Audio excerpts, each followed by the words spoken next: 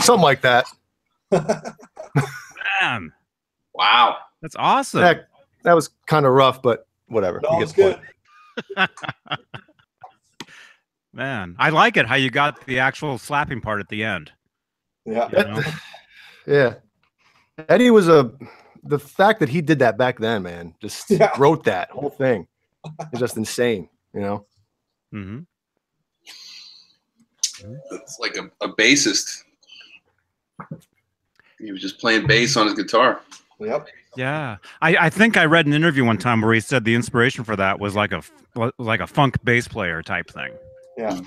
Like slap, you know, slap bass. So who shows this? It says it's a Steve and Jay. So Steve. Yes, sir. This is your show, man. Welcome to EVH Gear Live with Johnny Beane. This is Steve Anderson from Vancouver Island, BC, Canada. We have with us Jay Hannon from South Carolina.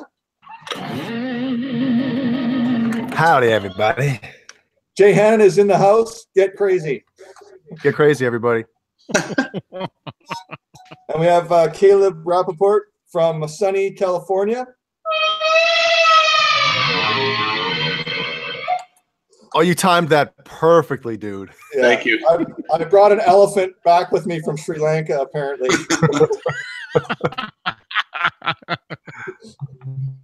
And also from California is the host and the master of the show, Johnny Beane. Get rocking. I don't have anything to make a noise with. But thank you. March 2nd, Friday, March 2nd, 2018. This is a late show. The Jay and Steve Saturday night. Or what are we at? We're at Friday still. 50 Fun Friday. Yeah, 50 Fun Friday. But for Jay, it's Saturday morning. It's 12:37 a.m. It's 60 Sun 60. Yeah. Nice. Wow, we got 22 people sitting here. Yeah. Whoa. Well, 26 if you count us, I guess. And so just for everybody out there, what we've really been waiting for, and I, like for 10 days, I've been waiting for the Jay Hannon alien talk. He's given little tidbits for like the last 10 days about it, but we haven't got the full onslaught because I know it's inside him to let it out. And I think tonight's the night. I heard something else earlier. What'd you hear earlier? Rhymes with Nutella.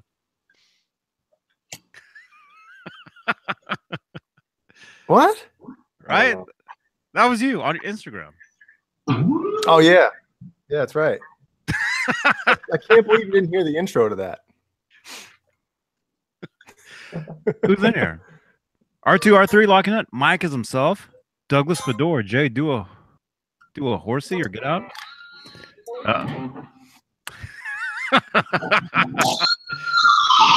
James. Dry heat. Oh my goodness, you guys. Dang. I don't know what's up with this other computer. My videos are it's a black screen. So I cannot see us, although I do see a chat room moving, so I see you. Yeah, it's moving. Cool. Am I backwards? Am I okay? I'm not backwards? No, you're good. Okay, for me, I'm backwards. I don't know. I no idea why, but let's see. What about on the actual show? Yeah, we're fine. Yeah. I see the front of you. Let's see.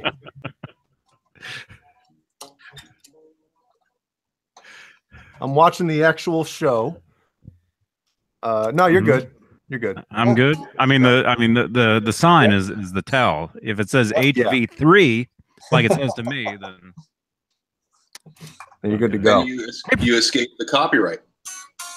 Yeah. Hey, Pris. Pris, good to see you. Fender Guru is in here. Fender Guru, man, what's up? Yeah, big shout out to Fender Guru. He always has nice things to say about me when I'm on the show.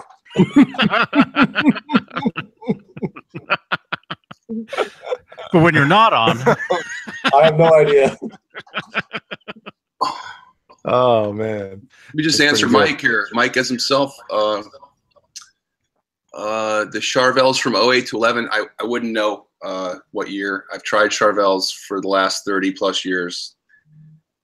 I actually thought they were the best guitars in the world, probably in 1986, 87, like the Warren D. Martini kind, and I thought they were a lot better, and just they felt a lot better. They had the wide unfinished neck that I really dug, the wide fretboard, flat unfinished in the mid 80s. I thought that was something that hadn't really been done by anybody else. So as far as Charvel go, yeah, I have one of those. I have one of those, Caleb. Oh, cool. Yeah, definitely. Those guitars were the real deal back then. So I haven't tried too many of the new ones. I think I tried the D Martini Snake one a couple of years ago. Yeah, that's the one I have, the newer one. And it was tiny. There's a picture of me like on my Instagram from a few years ago, and it looks like I'm holding a mini guitar. So it's pretty funny. Man. So I think you showed that recently, Steve, right? You showed that guitar recently? Yeah. It's like 5 feet from me. It's like 5 guitars. We'll make it no. Wait, you have to get up? Yeah. Make it work. He's got to change the VCR. He's got the Betamax. He's got to get up and make it work. So there it is. So Caleb, so real quickly though, back in the 80s, you were there were guys who were there were the Kramer guys and the Charvel guys. You picked the Charvel over the Kramers? Well, I owned a Kramer, but I wanted a Charvel. So, but I just I ended up building having my own one built by Tom Anderson, which had a wide fretboard, flat, and sort of had a luthier that I knew in the area, who's pretty popular now. His name is Bill Asher. He actually makes all of Ben Harper's guitars, and he built me. He put this neck and body from Tom Anderson together, and I talked about it before on the show. It originally had the bowling ball paint job from Eddie's Red Ripley, the same guy who painted it, and mine was black and cream. And then a few years ago, I painted it gray, black, and white, like the Hot for Teacher guitar pattern. So, but yeah, I always thought that the Charvels had the edge on the Kramer guitars from the mid '80s for sure. Isn't Tom Anderson the guy that invented MySpace? Wasn't that Tom Anderson or something, or Tim Anderson or something? It was a guy named Tom. Yeah, it might have been. Yeah, the one guy looking behind him like it. That was another Tom Anderson. My pants are up, Yeah, you make a MySpace account and instantly you have a friend named Tom. Yeah, that's what I wanted. Yeah. Right? God, he got like $600 million or something. Oh man, like that. Oh. Were you allowed to unfriend him? Did they allow you to unfriend him? I don't think so. I don't know. Does anybody remember? I'm not sure. But I had probably 12 different MySpace accounts. God, do you remember clicking on someone's page and then a song would start playing? They'd have a song. And it was usually crap. Yeah, it was just like, oh. Yep. You click on it, and then their page had all kinds of GIFs and stuff moving, and just the colors. And how'd you get all that? Well, they had the banner. The big thing was having a banner across the top. That was the big thing. Yeah. Bruce Banner. Yeah.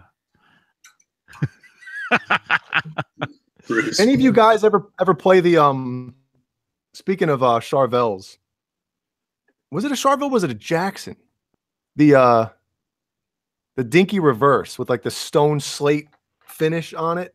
Had the reverse headstock. I'd say they were, around that 92, 93, 94 time with AMS and Musician's Friend and crap like that. But what was the dinky? Was that Charvel or Jackson? That's a Jackson. Okay. Because I remember wanting that thing bad. You know, that reverse headstock on the Jackson looked friggin' awesome. But I think Charvel and Jackson are like Lexus and Toyota, right? I mean, it's the same factory. Yeah, it's the same company. Yeah. Same room, you know.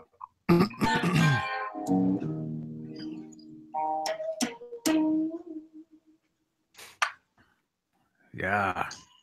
Yes. Charvel necks from the mid '80s, definitely.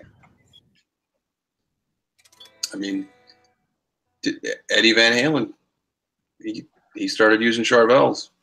Didn't get a deal with them, but the Bumblebee is a Charvel.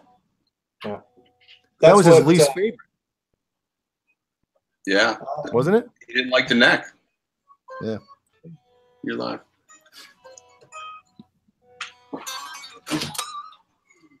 You know what we should do for these late night shows? All of us grab a guitar and just tune the entire time.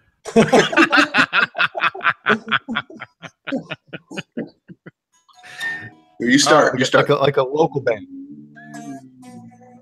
but tune horribly. Like here we go. Is that in, guys? Is that in? I'm an E flat. Well, Steve Anderson thought he was an E flat a couple weeks ago, and he was standard. Remember that? Steve, you're like, I'm a half step down. I'm like, wait a minute, hit your high E. I'm like, dude, you're tuned standard. That was the best. I think it was just the one string actually. He had the drop D, the D tuner down. Yeah. Yeah.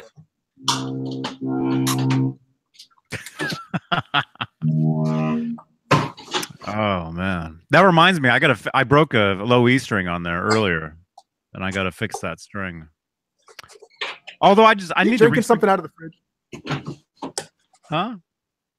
Someone's taking stuff out of Kayla's fridge. Yeah, I see somebody like drinking stuff straight out of the fridge, like not even pouring it in a glass. Hey, my kid's grabbing some cold pasta. Caleb, if I ever go to your house, don't take offense if I don't drink anything in your fridge. Don't drink what? Everything? If I don't drink, I could have swore he pulled something out, drank it, put it back. He probably did. Did you? Can you close that door full?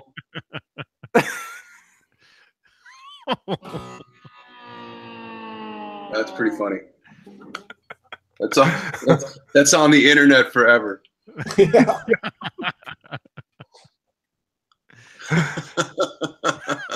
That was cool.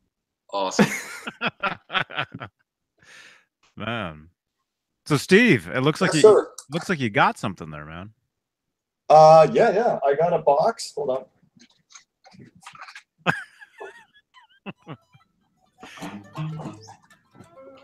Oh yeah, you were gonna do some unboxings. Did you rebox the stuff up?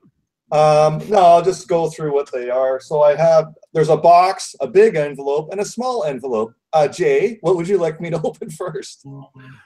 If you were to give me a gift, what order would you want me to open them in? Well, we'll be going to the box. Okay. Okay. So the first thing was the 5150 overdrive pedal. Ooh. I've never had the need to get it because I've always had, like in the den, that's where the 79 Marshall is, and I go through like a Boss chorus, overdrive distortion. I got a phaser, wah pedal. That's the setup, and that's the stuff I take when I go house parties or jamming or whatever. That's what I've always done. So I got to have something for sort of right here. So now I've got this 5150 overdrive. So yeah, I've been monkeying around with this the last 3 hours. And like Johnny was saying, it's very distorted. So actually, if you turn the gain sort of low and then bring the output sort of higher, I'd say like 2 o'clock and put the gain down to like. Did you drink? They're talking about it. 7 o'clock. It's not so distorted. I don't know what just happened. This happens every time I talk. They saw. No, I'm listening. I'm listening to you, Steve. Yeah. You got me listening.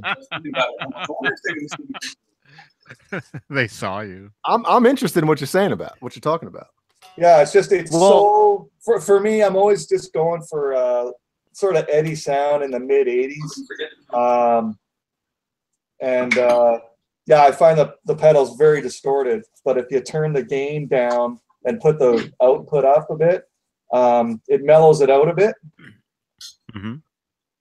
Here's the Stealth shirt. Yeah. Look at that. Show that again. Wait a minute. that We again. didn't see it. Was that in an envelope? Or somebody pouring a glass of Dr. Pepper. This is the Stealth shirt. I sent Johnny Beane one of these about 6 months ago. Nice. Yeah. Thank you again, man. I wear it. I know wear you it do. all the time. Yeah. That's the only cool striped shirt. I'm sorry, I Van know. Halen store. I know. Sorry, Jeff Hausman. But that Yeah. is the only one worth having. Like the Yeah, I know. It's funny with the stripes, like how even the sandals, like it's all about the white ones with the black stripes because it's summertime. You wear like gray or white shorts. Like when are you going to wear? I don't wear a lot of red, so I'm not going to get the red with the black and white stripes or black and the yellow is kind of dark. No, it doesn't go with anything I wear, right? So, well, they're flip flops. Do they really have to go with anything? well, to each their own, I guess. And don't your feet cover up the color scheme when they're in? A little bit. No, you just got to get it like 5 sizes bigger. So you're like walking on I don't know.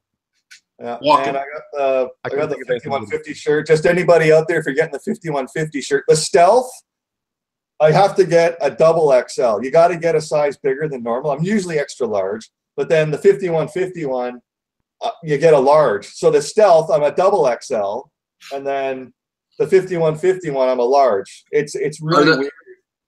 Are the decals on that to code or what? No. Jeff said I got no control over it. And for most of us, we don't even want, Johnny loves the zebra pickup, but for me and most of us, it's all about Live Without a Net, and we want the black pickup only in there, right? But whatever. We're lucky we're getting a shirt like this at all, right? But Jeff said he had some reason he had no control over what they were going to do with the numbers in the front. So yeah, he doesn't. Yeah, I mean, he can just make suggestions because I told him about the fit of that shirt isn't right. No, well, look at me. I have the Stealth. I'm a double XL. This trunk limited, I think it's called, and then the 5150 shirt. I'm a large. Like it's like 2 sizes different, but they're the same. Yeah. Yeah, I mean, I told him I prefer, either like a 50-50 or a 65-35 or a tri-blend or something. And he said a lot of people think that the thicker the shirt, the higher quality. And he's like, it's not true because those are 100% cotton. And they, No, the softer the shirt, the higher quality. And usually the thinner the shirt. I have shirts that are 10 years old that are 35 that are in great shape and I still wear. Yeah. And then for my cousin's daughter, I got the leggings. Yeah. Your cousin's daughter. Yeah. Like a second cousin. Okay. Cool. Oh, your second cousin. That's okay then. That's legal. Yeah. Speaking of shirts, I have an eBay auction going on. It's 35 minutes left. I got one bid for this. How about that? Nice. Why are you selling it? Because it's too small, and you can hang it on the wall. Get some money for it, Gotcha. You know what I'm saying? But it's Matt, authentic. Us Festival, baby. So basically, what is the anybody in the chat room watching this? What would the description be on eBay if they want to go bid on that bad boy? It's Us Festival baseball T-shirt. It's Us Festival '83 Van Halen Rare. There you go. There you go. 35 minutes. There's one bid for $50. The kid is going to be so bummed that I just did that, but sorry. We'll all bid you up. Sorry, kid. Hey, Steve. Yeah. Mad Dog wants to know, is that a real Floyd Rose on the shirt? Well, it is, but the logo or the branding is not on there. Oh. It's kind of like, you know, it's blurred out. Like I looked for the same thing. I was like, can you see Floyd Rose on the tremolo? You can't see anything. I wasn't even thinking about that when I got it. Yeah. Wait, is that a German or a Korean Floyd Rose on that shirt? Hey, Nesdol's in the chat. Nesdol, you coming in here?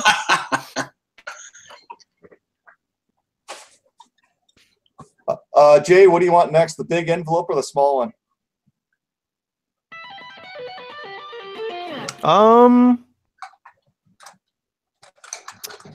You know what? Let's go big first. All right. There you Big go. Envelope. Big envelope.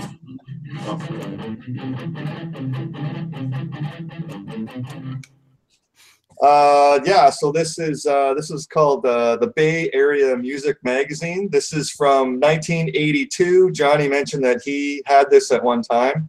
So, you know, Yes, one of my that's favorite. the one.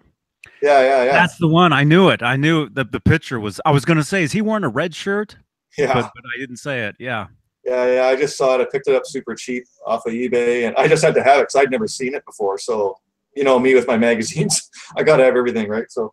Is that the only BAM magazine that you've ever owned? No, I have some from the early 90s, Johnny. A couple of my buddies went down to like Shoreline Amphitheater to see the 4 Unlawful Carnal Knowledge. They went to like 4 concerts around the San Francisco area back in the early 90s. And I have a couple other ones. Van Halen was on the cover when, it's the 4 of them. Yeah. Right? Okay, yeah, because I was going to say there's several issues of that magazine with Van Halen on the cover. There's tons of them. Yeah, for sure. If you don't have them, look for them. Yep. Is anybody else noticing the top right of that magazine and not giving a crap? Boingo Boingo? Dude, are you kidding me? Well, there's a lot of stuff, man. There's a bit. If you watch the movie, I think it's Against All Odds with Jeff Bridges, and it has the song by Phil Collins, Against All Odds. But there's an advertisement of a band in there called the Kid Creole and the Coconuts or something. And that band played like live in the movie. And they announced it. Oh, here up next is Kid Creole and the Coconuts or something. And then there's some real big. Yeah. Who was the front man for Oingo Boingo? Oh, I don't Danny know. Elfman. Danny Elfman, exactly. Yeah. But and it's funny because he really doesn't admit it. He doesn't like to talk about Oingo Boingo. It's like almost like a joke to him or something. And it's like, are you kidding me? Yeah, it's weird. Small envelope next, guys. Wait. Can we guess what's in it? Yeah, go for it. Hold it up. Don't show the address. Don't show your address. Do the other side. Do the side with nothing on it. I think I know what it is. Go for it. What do you think it is? Because I got the same size package with the same like kind of bulging parts Hey, now. Wait a minute. from Fender. It's a Swedish penis. No, I'm joking. It is your Whale Tail Floyd. No. Oh No, that hasn't man, that hasn't been finished. I would have bet my. That hasn't been finished yet. So, guys, for my build, I always get the Seymour Duncan 59 pickup. Let me guess. It's a Seymour Duncan 59. Yeah. Play this backwards and it'll make sense. Yeah. Yeah, there it is. Oh, it's one without the logo. Yeah, I'm doing it for the next build that I'm doing. I got the Musicraft Kramer Pacer body coming. I'm painting green, and they're building a Charvel neck for me. So that'll be a personal guitar. I want to build one for me that I can play out everywhere, and so that's going to be the first one. Yeah. Very cool, man. Yeah, those are great pickups. Yeah, those are one of my favorites. Yeah, one of my favorites. Yeah, that one's I got that one in the Kramer 5150 that I built. That's the same pickup, the Seymour Duncan 59. Yeah. David Allen writes, Steve, he says he's getting close on the whale tail. Awesome. Wow. And Johnny, I don't know if you noticed in the chat when we were on earlier, David said that he'd like to come on one time and kind of give a demonstration of like how the trans trim works and stuff like that. Like that would be awesome. Yeah, totally. Yeah, because I mentioned it to you guys before, like back in the, let's say 1987, right? Like how many guys that we knew played a trans trim? There's like Eddie, Alan Holdsworth, Vito Bratta from White Lion, and kind of I'd be guessing after that. So it's like a lot of regular guitar players just never even went that route, or maybe they tried it but couldn't figure it out. It was just a popularity. I know Jay keeps talking about it for them to, whatever that company is, that Spirit or whatever you said, or I don't know what the company name was. Spirit. Steinberger. Yeah. Yeah. But the Spirits don't have the trans trim. Oh, okay. Hamburger. I just had dinner and I'm so hungry. Yeah, really quickly, Bozique. Nobody else can see this. I think only Jay and I can see this so far. But yeah, Bozique. Usually, I say don't show your address on these things because you never know who's looking at this stuff. And you know, there's a lot of weirdos out there. And yeah, tonight we had a troll in here, and yeah, generally you want to when you go live or when you're on the internet like this, you want to stay safe. The internet is forever. The internet is forever. And yeah, just generally, yeah, that's something you want to think about is if you're going to show off your package. Oh, whoops. And it's bulging. Don't show. And it's show the other side of it. Show the other. And if somebody makes a joke about it possibly being a Swedish-made penis pump, you're probably going to get a bunch of them sent to your house, which is a bad thing, So. Hey, it's okay. Guys, on the big screen tonight behind me, we have the Monsters of Rock, June 19, 1988, War Memorial Stadium, Buffalo, New York. Move your chair.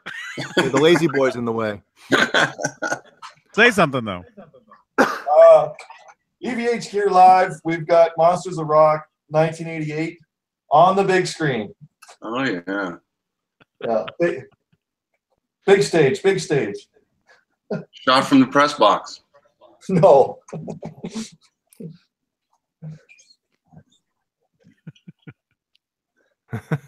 Okay, so the next phase of this is Jay. Are we gonna get into this alien thing at all? The alien. Man, I guess I'm gonna have to because all right. So is there anything in particular that you like that you want to know or that? Well, I'll just put the nuggets out there that you've said already. So the first comment that was made about 12 days ago was if like Close Encounters of the Third Kind, if a spacecraft came down, see you later, Jeannie, see you later, daughter, I will go. But you prefer to have them with you, I think.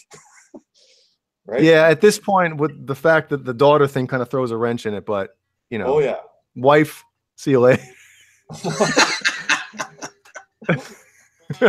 Can I bring Ellie? Okay, see you later, Jimmy.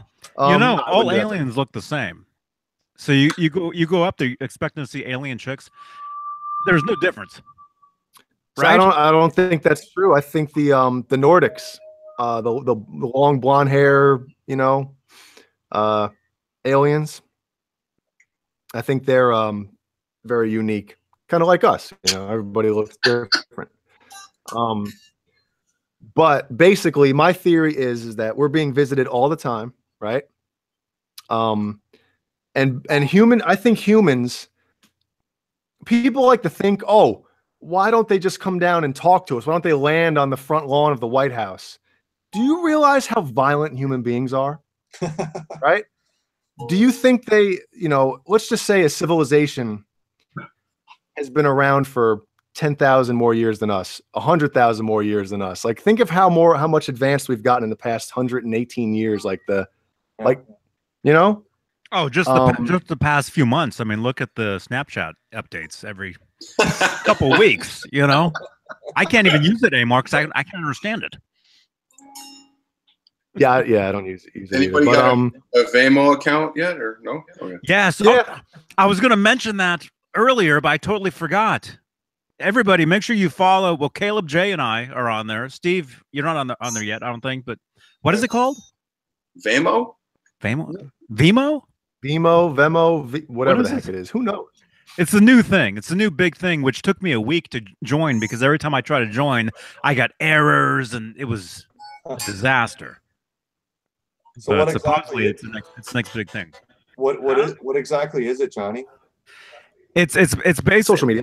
It's social media. They're trying to be like Instagram, Facebook, Google Plus, because Google Plus had the thing where you could follow, where you could send out your posts to just certain groups of certain people. That's how Google Plus was. It's another thing. Hooked on phonics for Snapchat, Mad Dog. So. That's funny. So far, it looks cool, but it's something like they're letting like the first 1 million people in, and then after that, they charge like you have to pay to get in. But so the first, huh? What? Go ahead, keep going. Kind of like these streams, Douglas. That's right. if you guys only realized how much I pay, man, that's why they keep having me on. Mm-hmm. He said pain. Yeah, it's something like the first, several, however many people get to join for free, and then after that, it's gonna be a paid service. But it looks cool. It seems cool, but there's a lot of bugs. So we'll see. We'll see what happens. But everybody's jumping on it. Caleb and Jay and I are connected on there. I have like 3 friends. Awesome. Pixie Licks is on there. You have 2? Yeah, Jeannie and you.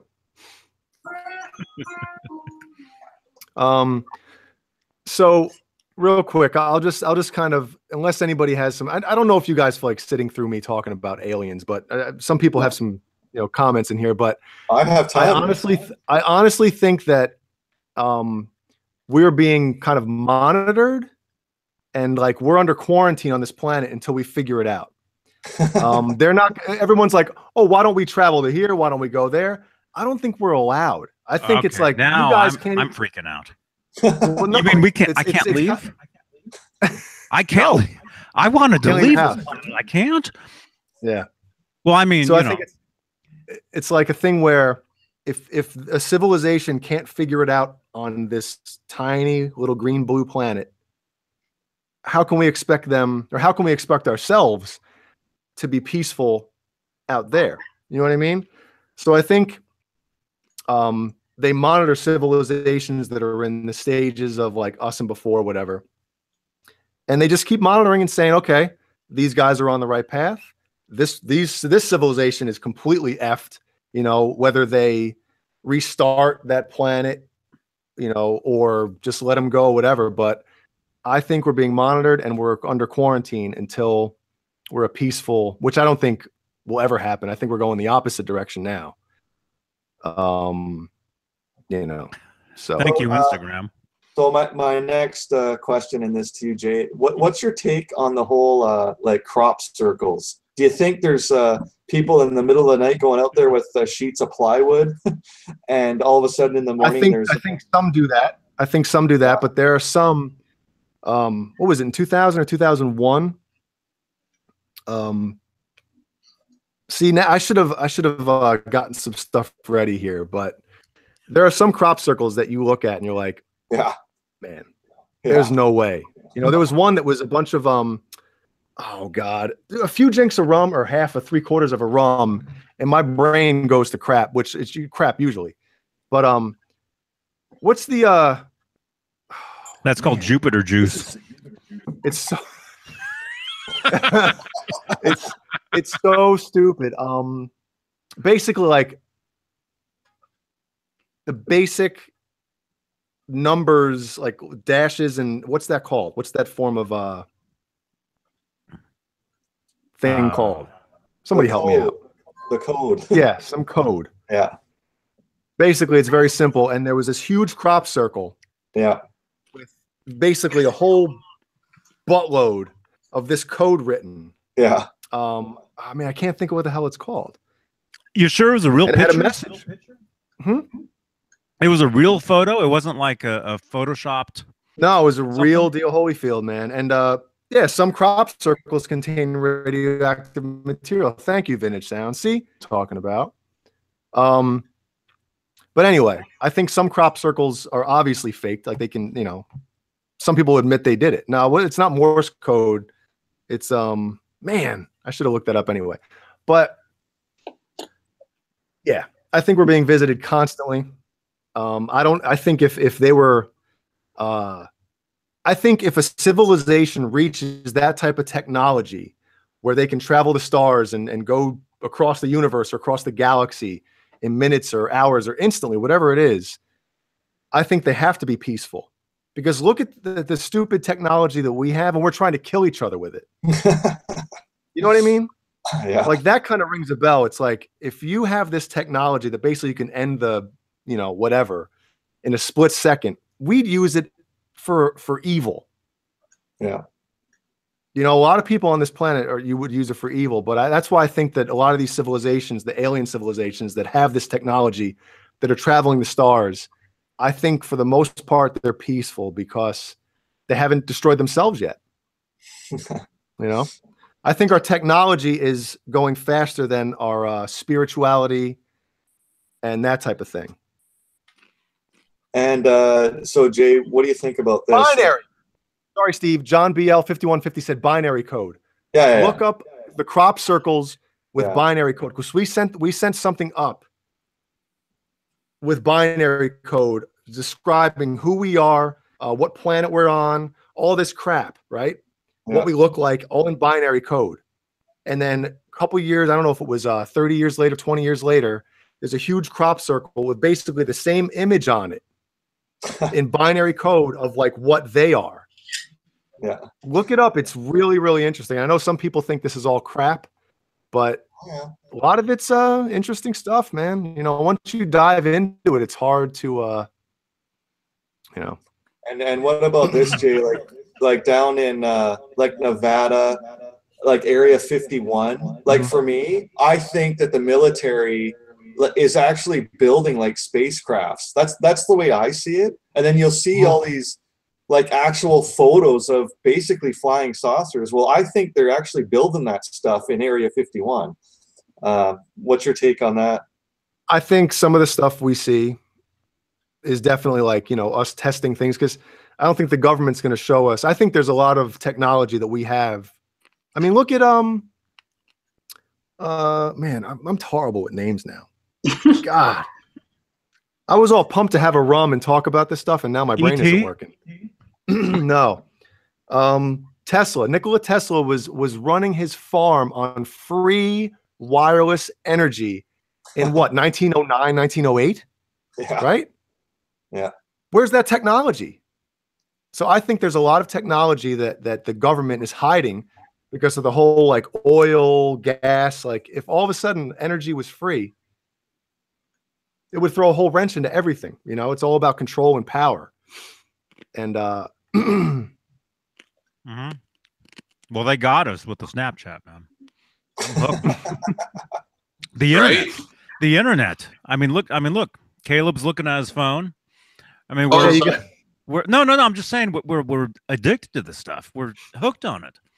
Yeah. So if the aliens want to come down and get us, we'll all be looking at our phones. They can snatch us up. Yeah, I honestly think we're going backwards as a civilization. Yeah, I think I think like you're talking like the early 1900s sort of thing where like all of a sudden we figure out, okay, all of a sudden we're flying planes. Like that was a big jump at that time. Like to be able to all of a sudden we're flying around, right? Yeah. Yep. I still can't believe that. Oh, my buddies from Byzantine are in here. That's cool. Did they know about this side? Yes, they have every one of their albums except for one. They have a song about aliens. Yes, JJ's House of Jams. That's Jaden James, correct? Jaden James, yeah. I have seen some stuff. When we first moved down here in 2010, we used to see stuff all the time over the ocean, because I'm about literally a couple miles from the ocean. Yeah, same here. Just opposite side. Mm-hmm. Me too. So we used to see stuff. There's some cool stuff we used to see, man. But we don't. They changed the flight path, and they added new flight paths from Myrtle Beach Airport, which is like a half-hour away. And now they fly over the ocean. So now we haven't seen anything in like maybe 3 years, as far as any strange lights or anything like that. Mm-hmm. But before that, man, we used to see stuff quite a bit. Man. You know, one time when I lived in the Berkeley Hills, when I lived in the Berkeley Hills in Berkeley, California, I saw this huge helicopter fly right over my house, and had like a jet or two jets flying next to it, right? And I'm like, I bet you that's the president.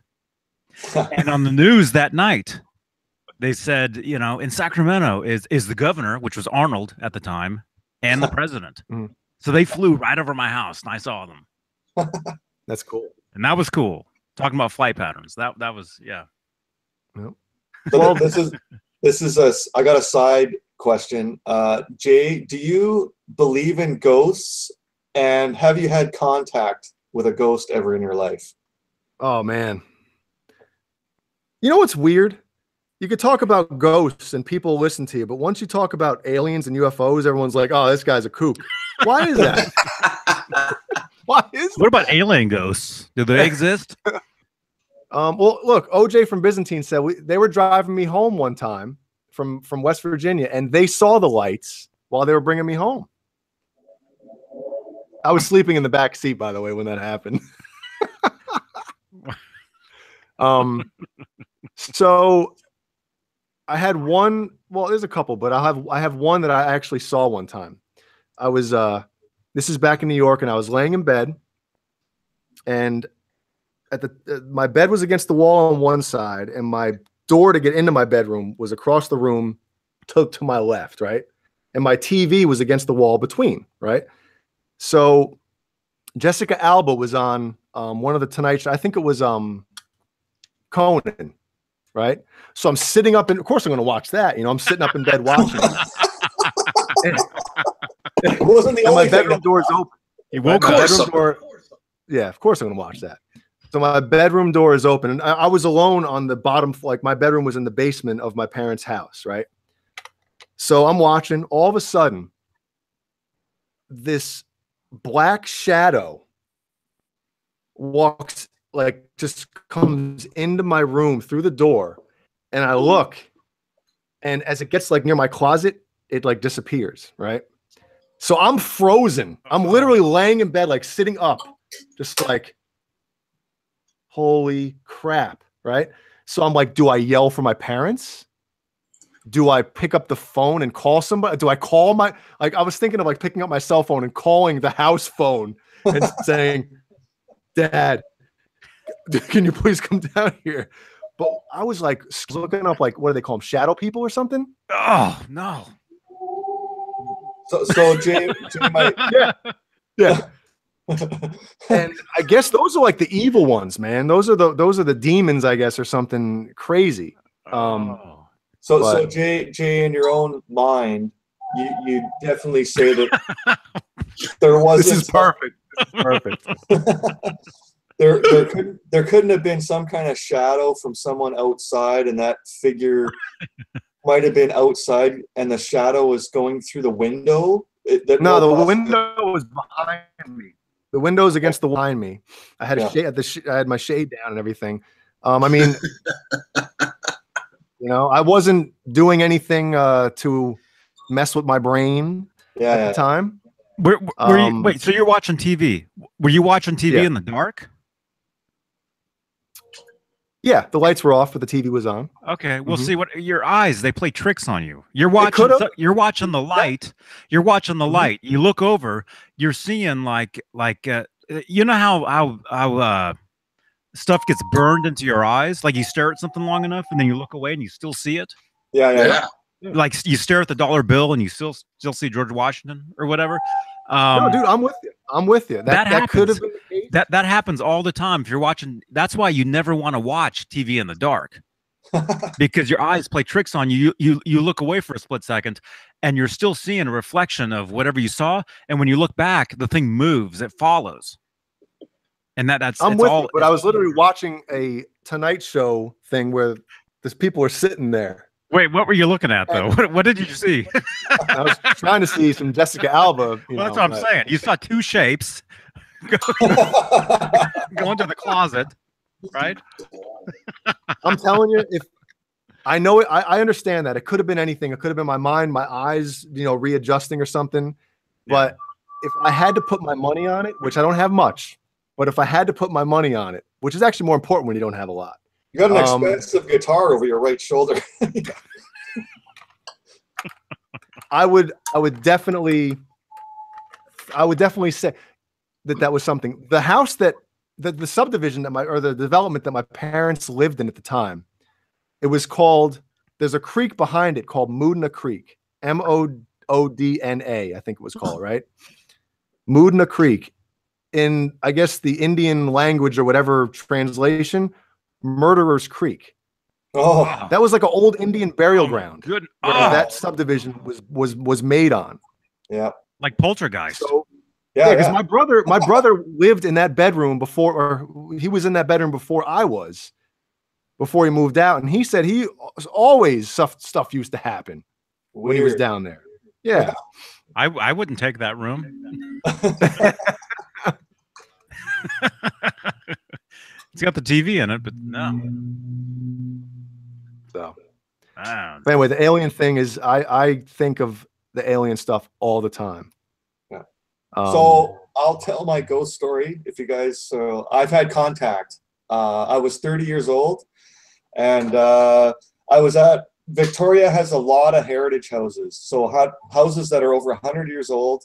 There's a street called St. Charles Street, and it runs all the way down to the waterfront. And it's known that every other house, they say, is haunted.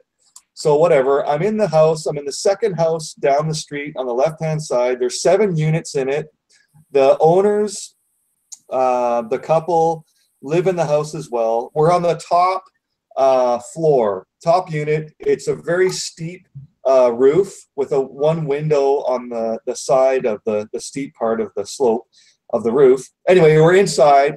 We're watching the Nicolas Cage movie, Gone in 60 Seconds, and I'm watching the movie, and it's very fast action, right? And then the person I was with was telling me that, there's a lady in white that appears sometimes in the hallway. Oh, okay, that's weird. And then she'd say something like, if you put your ear up to the wall, you can hear a grandfather clock go off sometimes. But the grandfather clock was taken out of the house like 30 years ago. Oh man, that kind of stuff. Man. So anyway, we're watching the movie, and it's very fast action for like 40 minutes, and then there's a slow moment in the movie, and all of a sudden, like just to my periphery, like when you're looking ahead but things happen to the side, outside the window, like there's no railing or like a platform that someone stand on. It's just a slope on a roof, and there's a window. All of a sudden, this white formation, and it goes like this, and I'm like, what the hell's that? And they go, well, that's the ghost. It's the woman wearing a white dress, like, and it's summertime. It's July. The stars are out in the sky, and I'm like, for me, Jay, no way. I would never believe in that. Like the first 30 years of my life, I'd never believe it. Right. Mm-hmm. So anyway, you kind of think all it takes, Steve. All it takes is one time. Yeah. So what happened was, I'm sitting there going, okay, whatever, right? I'm still a non-believer. I don't know what the hell that was. It could have been a pigeon flew by, or a big swan or something, or a seagull. But it's 11 o'clock at night and nothing's happening. The sky's clear and no one can like walk past. Anyway, the movie continues on. It's fast action, cars whipping around. It's a half an hour later. Again, a slow moment in the movie. I'm looking straight ahead, and it happened again. Something in a white, I can describe it like a white sheet or something. So it happened twice, like within the same like hour. And I think the ghost was walking out on a Nicolas Cage film. I don't know. Twice. Yeah. Twice. Yeah. He knew about the boring parts. Yeah. So even now, like it's like 16 years later, right? I still get the little chills and goosebumps just talk or thinking about it, like because I never went back in that house again after that. Yeah. Oh man. Yeah, it's spooky stuff. I'm telling you. Once you see something or something like that happens to you, like even if somebody right now were to come up to me and tell me an alien story, I'd be like, yeah, that's kind of cool, I guess. But man, unless you've had an experience yourself, you can't understand. Yeah. Hey Johnny, I sent you one of those interesting crop circles. Can you show that? Or oh yeah, dude, I saw that. I did. We got these two debunkers here, Steve. I know. Look at this. Look at this. You guys see this one?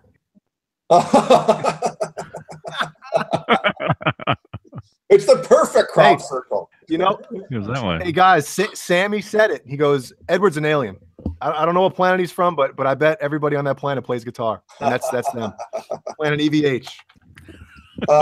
So Caleb, what about you? As far as the whole alien thing and ghosts, where do you stand? Oh, he's gonna ridicule the crap out of this. No. He's been quiet. I'm picking his brain. That's all.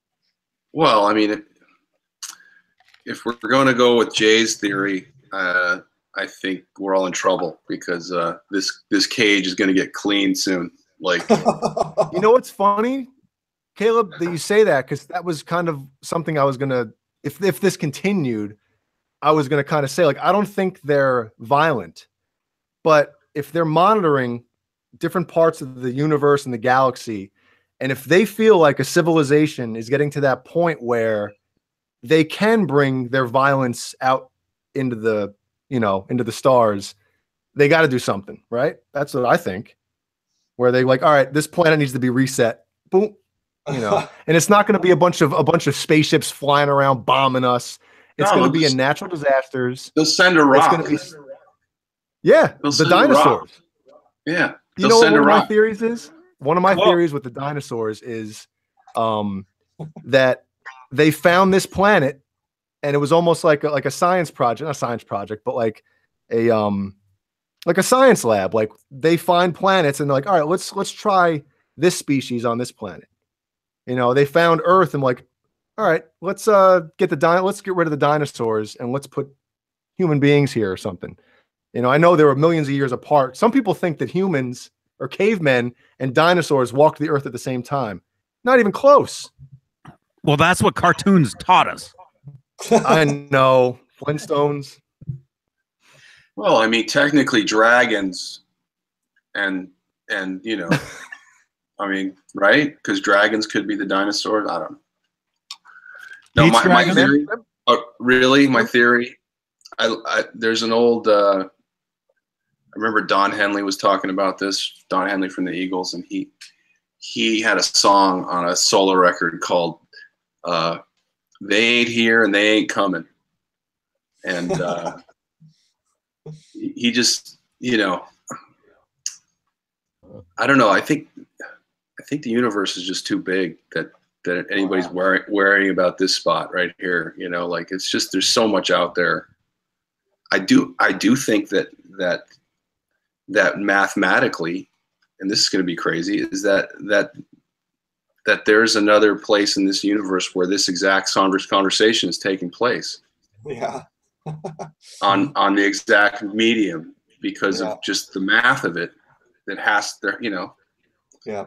I guess for me, guys, we've been to the moon.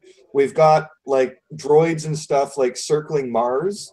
I want to see, like in my lifetime, I want to see some kind of life happening on another planet, whether it's another person, humans or aliens or even like some kind of plants growing or something, like some other life or water or Yeah. Why wouldn't it be the same? I mean, it's all the same matter, right? Yeah. Yeah. It's just what form has it evolved to? So, yeah. I mean, it's like there's other planets that are a certain amount of distance from a sun. There's a certain amount of temperature. There's a certain amount of oxygen. Yeah. There's trees on those planets. There's bugs on those planets. You know, there has to be, right? So I do think it exists. I just don't know if anybody's perfected the art of moving millions of miles, you know, in their lifespan. I don't know about that. So, but I could be wrong. We only know what we know. We only know what we know from here. So yeah. That's like when we were talking about like the early 1900s, all of a sudden we're flying planes and everything. Like, that's amazing. Like, what a jump that is. And that's sort of like maybe aliens watching us. Oh, wow. Okay, they're on the right path here. They might be able to find us if they can get out of this a certain galaxy they're in to get to the next one. Well, they're on the right path. But all of a sudden, you know, have we gone that far? Well, we got little droids running around Mars, so we're getting a step closer. Well, I mean, the theory that I have had, or I mean, I've heard is if they were able to get here undetected by us, then we can't see them. Yeah. You know what I mean? Like we can't pick it up.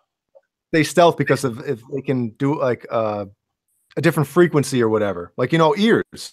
Your ears pick up certain frequencies, right? So if they have this type of like that's what I said before.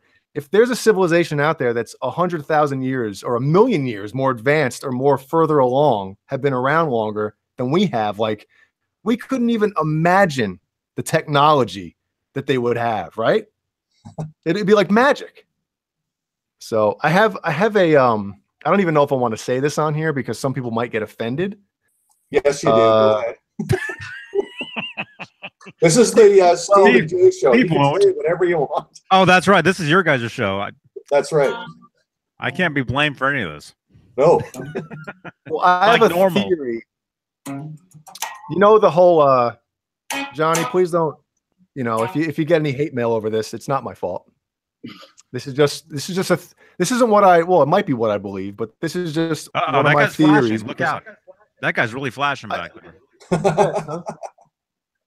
I like. It looks like he's getting closer. He's closer. He got closer. He got closer, man. What happened? He's creeping up. Oh my goodness. And I put deodorant on today, but my armpits stink. What the hell's going on? So, you know the whole immaculate conception. I'm a football fan, so I almost said immaculate reception. What a great catch that was. Yeah. So you know the whole immaculate conception theory or story or whatever that they've been teaching you for, you know, ever in the Bible and in church and stuff. If that's true, right? And this is a big if because, you know, nobody on social media was going around saying, hey, your girlfriend or your wife was banging the mailman, you know? But if that's true, I think that Mary was artificially inseminated with the first hybrid, half human, half alien hybrid, basically. And Jesus Christ was a hybrid, half human, half alien. Wow. That's why he was able to do all. I'll see it. I mean, think about it. That's in my opinion, that's more believable than the stories that they're telling you in church. I mean, that's just me. Wow. So it's a massive cover up. Hey, like I said, theory. It's a theory. I'm not saying that's, you know. Yeah, I like the Franco Harris story better. I don't know. Oh man. See, OJ from Byzantine, we kind of are all on the same lines as far as like how we feel about the alien thing, you know. So Jay, where did you stand with that last Indiana Jones movie? Where all of a sudden they're putting all these Wow. Wait a minute. Dude, segue. Hey, man, there's Hey, aliens that's the craziest involved in thing that. I've heard tonight. Okay, well, first of all, let me just say hello to G. G is in here. Hey, man, we met up at the NAMM show last Oh, cool. January, and I haven't seen him in the chat room since we actually met up. I don't think so. I just want to say, G, it was great to meet you. Great to meet your family, and Steve. Yeah. Okay. What did you see the Indiana Jones movie with the aliens at the end? Which one? The one with that stupid idiot? The worst one? The last one? Yeah. What was the last one? I have no. With Shia LaBeouf. I have Shia no LaBeouf. memory of that movie. The aliens. I saw it, but I my don't remember. memory of that one. Oh, okay. I refuse to see that. Oh. I saw it, but I don't remember. Oh, Caleb, none of us do. Caleb, why did you refuse to see it? To preserve something sacred in my mind. I don't know. Oh, okay. The first three were amazing. Oh, because it got bad reviews, maybe. I don't know. I don't know. It's kind of like it was hard for me to go see the new Star Wars. I didn't want to see Han Solo old. You know, I just didn't want to. My mind didn't want to see that. I don't know. And then like I saw the second one, and I didn't want to see the movie at all again. So, The Last Jedi. Did you see that one? I saw it. It was. I mean, it's like one of those movies where you talk to the screen during the movie and laugh. You know, like you can't be serious. You didn't just do that. Like there's like 6 or 7 jokes in that new movie where they make really dumb, corny jokes in the middle of the movie, and it's almost like they want to just like break the fourth wall and look at you to see if you thought it was funny or you know, can you believe we just said this in a Star Wars movie? So, but that shouldn't be what you remember from a Star Wars movie. Is and the it jokes was like it should be? But it was. No, that happened. That happened in like the first 5 minutes or the first couple minutes of the new movie. There was something like that. There was some joke somebody made, like the pilot said something. No, it's when she they leave off the cliffhanger where they're on a cliff, you know, which was the stupidest ending of the other movie, the last movie, and then she hands him the lightsaber and he looks at it and throws it over his shoulder. Yeah. And like I looked at my wife and was like, are you kidding me? Like this is what we're seeing? Like, and then they just kept doing it throughout the movie. Yeah. You know, I mean, that's my opinion. I don't want to ruin it for everyone else, but as far as the Indiana Jones, the first Raiders of the Lost Ark I saw when I was 12 years old on opening day in a long line in a huge theater, and it was like the greatest theatrical experience of my life. I'll never forget it. It was like because no one knew what that movie was. No one knew. No. There weren't any clips from it. You didn't know what you were going to see.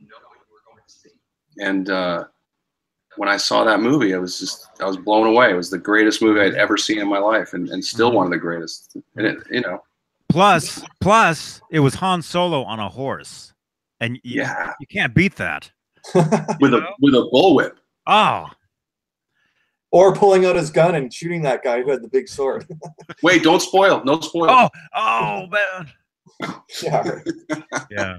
That was 35 years ago. Come on. That's a classic. That the first Indiana Jones is a classic. Temple of Doom. That one's pretty good too. Yeah. That one's pretty good. Last Crusade. I like that. Still good. Still good. It's him and Bond, James Bond, basically. Connery, yeah. But yeah, that the one done, 30 years later. I saw it. I have no memory of it. Oh. I don't remember it either, dude. Huh. Nope. Yeah. I hear they're making another one. I heard there might be another one though. Yeah. Same with Top Gun. They're making another Top Gun. Tom Cruise is going to be a Tom Cruise. Val Kilmer's going to be in it too, right? Yeah, because he's done nothing. Like in 20 years. Except for gained weight. Yeah. Yeah. So Johnny, where do you stand with ghosts? Oh, ghosts or aliens? Any contact yourself experiences? Well, I don't want to look kind of weird on here. Hey, you can't top me. Tom Selleck was supposed to be Indiana Jones. That's true, Mad Dog. Yeah. Imagine Indy with a mustache. Mm-hmm. Yes, Tom Selleck was supposed to be contractually obligated to Magnum PI. Magnum PI. Thank heavens. Magnum. Hey, you never IJ. know, man. You never know. Yeah. Well, was Selleck was he ever in any movies? I mean, was he like in any? You know what I mean? No, I don't know. Not a car movie. I mean, he was Magnum Three Men and a PI. Baby. Steve Guttenberg. He was in that like sci-fi thriller with where Gene Simmons was the bad guy. Remember the little robotic spiders? Oh, that was him. That was Selleck. Okay. Yeah. Yes. Yeah. I don't know. To me, I mean, when what year is this? Wow, 21 years ago when they re-released the Star Wars films, the special editions in the theaters. Yeah. I was going like every day to those. I probably saw each of them like 20 times each in the movie, and after that, every Harrison Ford film that came out, I was there, no matter what it was. Air Force One. The Fugitive. The Fugitive was badass. Fugitive. Oh, yeah. Like anything related to him, I would watch, and I think when it comes to Indiana Jones, I don't think there would have been anyone else he's perfect for that. He's even got the scar right there, which is unrelated. That happened when he was like a kid or young, when he was a carpenter or whatever. He got that, right? And in the third one, they River Phoenix, played young, and they showed him getting whipped in the face by the bullwhip that he would eventually have. Yeah. Wow. And you showed us where River Phoenix. Yeah, last week. Oh wow! Full circle. We could end the show. No way, man. Unless we're walking into the whiskey, this isn't ending. Get in your car, Caleb. Go. Viper room. Viper room, yeah. Go get some rope sauce. Oh. I still don't know what that means, but... And then we went to the drive-thru. Was that an In-N-Out burger we went to? Yeah. That was awesome. Oh. I couldn't even say anything for like an hour because I was so like enthralled with the video I was watching. Caleb like just showing us all these sites. Oh, here's where O.J. Simpson got killed. Oh, thanks, Caleb. Wait, O.J. Simpson got killed? Oh my goodness. I heard there's an unreleased interview with him from like years ago that's going to be on Fox like on Monday or something where he tells the real story. Yeah. Oh my God. I saw. Remember the footage where they talked about the shoes that supposedly he was wearing, right at the murder scene. Bruno Mali's. Yeah, and he's like, I never owned a pair of those. I never even seen a pair of those things. And they show a picture of him on the sideline. Yes, wearing those exact same shoes. He's like, his eyes just like, oh crap. These shoes? Yeah. Size 12? Yep. Oh man. Fender Guru. Hey, where is Rob's 1550? Haven't seen him here for a while. I talked to Rob on the phone today for about an hour. Wow. And he'll be on here with us Tuesday.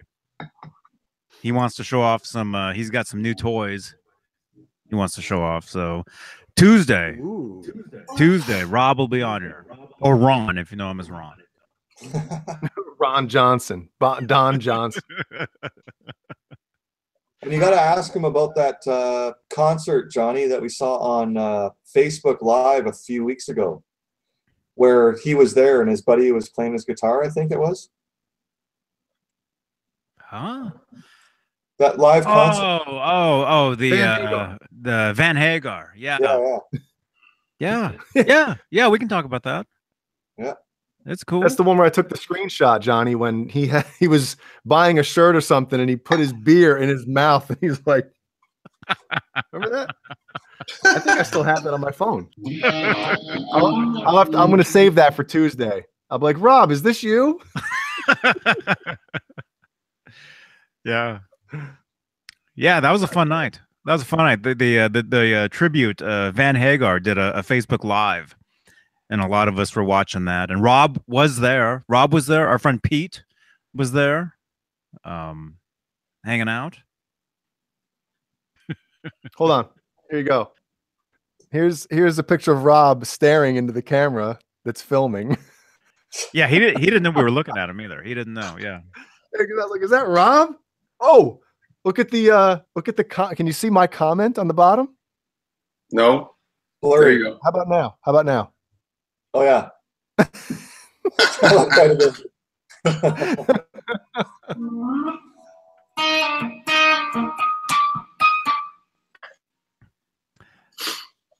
Yeah.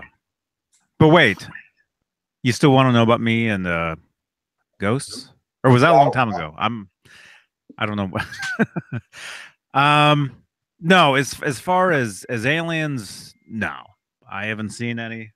Especially where I live. You'd think I would because I live out the middle of nowhere. As far as ghosts, no. I mean, when you're a kid, you play around and you think you see stuff, and then Zoink Scoob. So Johnny, you'd definitely say you've never had any kind of contact with a ghost or felt like some spirit was in the room with you anywhere you've been in your life. Well, I did see like a fork or something move in the kitchen. See the ridicule. That's why a lot of people don't talk about this crap. I Get saw, out of here. No. Well, it could have been just it was on its edge, and it just. I did, there was the guy in the late 70s, early 80s that was bending spoons, and he tried to do it on live TV and he couldn't. They were like, he was staring. You remember that? Yeah. That guy? He was a magician or whatever. Are you talking about the guy on the Howard Stern show that was trying to do something and he ended up throwing up as he was trying to? But I'm very upset because my Sirius or whatever it is expired, so I don't have Howard anymore. Kenneth Keith Kallenbach. Yes. That was the guy from Philadelphia. Yeah, he died in jail. Whoa! Wait a second. You know what I'm talking about? Kenneth Keith Kallenbach. Yeah. Oh my God, that is awesome. He tried to. What was he in jail? Smoke. He was trying to blow smoke through his eyes. Yes, he's trying to blow smoke through his eyes, and he ended up throwing up. Yeah. Oh my God, dude. What was he in jail for? I think something very weird. I think he might have been like accused of stalking somebody. Mm. But like he it was mysterious circumstances that he died, so it was kind of like one of those things where. Don't go to jail, man. Yeah. Was he on like the Howard E show or whatever? Yes. Where he was trying to blow he would. It was on the Channel 9 show, the original W. Okay. WR show. I think I've seen that. It's hilarious. And they thought they saw something, but it was like tears coming through. Mm-hmm. Yeah. And he was like really trying. Next thing you know, it's really trying. And he has this hilarious like Philly accent.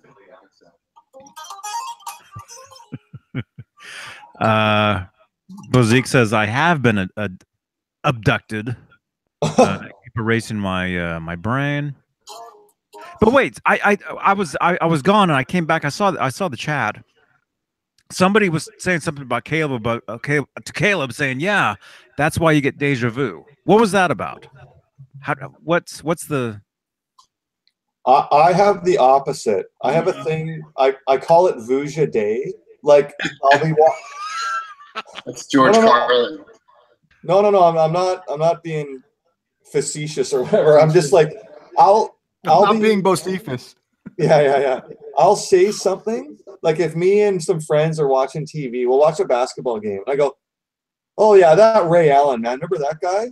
And then all of a sudden, like within 5 minutes, like Ray Allen's in the crowd watching the game, but I had no idea like he was in the building. Like that weird stuff happens with me all the time. So I call it Vuja Day because I'm sort of predicting. I'm saying it, and then it happens. It's not like something happened, and then 20 minutes later, like something else happens that reminds me of something else. I'm predicting the future almost. It's weird. Yes, that's the god of coincidence. Yeah. Yeah, it happens a lot with me. I don't know what it is, but yeah, because I don't know why deja vu happens or the meaning of it. I don't know, but a lot of times, especially when I was younger, when I was a kid, it happened a lot. It actually happened the other day where I'll be doing something, then all of a sudden, like I'll get this feeling I've done this before. Yes, and all of a sudden, I'm seeing something I've seen before. Yeah. You know? I had that today. It hasn't happened to me for a long time. It happened, I would say, just a couple days ago. Something I can't remember, but yes, in the chat right now, Fender Guros, he's the one who said it. I'm saying it's happening, and it's not a deja vu. I'm just saying mathematically the chances of the exact same situation happening on another planet somewhere in this universe, which is so huge that we can't even wrap our minds around it. Mm-hmm. That it's entirely like it's more possible that it is happening than it isn't because of the math in it. Well, there's the theory that, you know, when you look out into the stars, like, you know, all the other galaxies and stuff are our galaxy at different times. You know what I mean? There's that theory, you know, which is just crazy when you think of crap like that. Like when you know, if you see a UFO come in or something, it's like, man, some people think that that's a future human race watching us, you know? This is the part where Jay's head explodes. I'm telling you, man, I get pumped over this type of stuff, man. So what you're saying, Jay? Steve, hold on. I'm sorry to cut you off, dude, but this is the only time where I feel my brain doing this, going. Every other time, talking about other stuff, like I feel like half a retard. Sometimes I'm like, man, am I really this stupid? You know, about all this stuff, but like my brain runs a million miles an hour when I talk about aliens and this type of stuff. And you're not even high on the good stuff. Not at all, man. Because I know recently, like the last few years, they found like what they're calling other planets, but they're not giving them like regular names like Saturn or Pluto. They call them like A5741. That's a new planet what we found. Like it's been happening like every couple of years. So they keep the technology and looking through whatever they're telescopes, I guess, like ones that they go way out there. Like, so they're finding the next phase of these planets. So that's pretty interesting, actually. Yeah. That was very interesting. Yeah. Mm-hmm. Where was it? Scott, no, I haven't seen the episode of Tom Green at the Marshmallow Factory. I don't think. I don't think I've seen that one. I'll look it up though. John Beal 50 says deja vu is just a chemical in your brain that makes you feel like you've been there before. Just the illusion of having been there before. That's possible. I hope guess. it's not. I hope that's not true. But it used to happen to me all the time where let's say I would be on an escalator and just certain things like matched up. Like I'm on an escalator and there's an old guy sitting, on a chair over there, and there's this happening over there, and all of a sudden I look, and all of a sudden it's like, wait a minute. Yeah. I've seen this before. Yeah, I had it today. It happens quick. It happens quick where it happens and then it's gone. Yeah, I had it today. There's a hotel that's down the road here that's been there my whole life, and the company I work for, we're renovating it right now, the hotel, into like low cost housing because there's not enough people to live on the southern tip of the island here. So anyway, I'm walking by this room. I'm walking down the hall by this room. There's a fire extinguisher on the wall, and for whatever reason, just like Johnny said, I just had that second. Like for me, it's always I get a little goosebumps or the hair rises on my arms, and I'm just like, just for a second, I'm like, I've done this before. Like you just have that moment. Yeah. It's basically it's a split second where you're seeing something that you think you've seen before. Yeah. Or you dreamed it, or something, and then you snap out of it. It happens really quick. Oh, yeah. But why does nobody ever have deja vu of picking the winning lottery numbers? That's what I want to know. Right? Why aren't there a bunch of psychics out there just counting their winnings? Yep. Oh, Vintage Sounds. Hey, Johnny, would you go with the aliens? If they said you could bring your wife and your dog. No, don't laugh, man. It's serious crap to me. That's not a vacation. No. I don't know. I like it here. Yeah. I like it here, Because you wouldn't have all the stuff that you have when all of a sudden you're in a. You might have more though. You might have more. Yeah, do they have internet there? Do they have internet there? Oh yeah. I mean, that's what, like you guys were talking about earlier. That's one of the things that, if you want to really freak out, you have to think that we're not the only ones. There's other planets out there, like way out there. There has to be something else going on, and you have to think. There has to be like there, some other planet out there that has their Oscars happening on Sunday with their own Brad Pitt, with their own Eddie Van Halen's that they look up to or whatever. Their Guitar Heroes, their whatever it is. There has to be another set of the same type of thing going on, just different. Yeah, they have to have in and out. No, out there they have 6 guys. Oh man. 5. No, it'd be 10 guys. 10 guys. 10 guys. 2 heads, 10 guys. Yeah. So Jay, here's tonight's cup. The guy with the big teeth. The rum and coke. The guy with the big teeth. You still drinking the Sailor Jerry? Yeah. And I have to get another one actually. Yeah. And do they? I think I've asked you this before, but I'm so stupid that I don't remember. Do they sell the Sammy's Beach Bar rum by you? No, I have a friend in the States that sends it to me. Okay. Yeah. There's only like no, that's the other one because he has that new one with that Adam Levine. It's called Santo. It's called Mesquila. It's a combination of mezcal and tequila. But that's only I'm trying to find it. Or else when I'm in Cabo San Lucas, then I can bring a bottle back. Yeah. Well, when you go there, crap, man, bring one back and I'll pay you to send it to me, man. I want to try that stuff.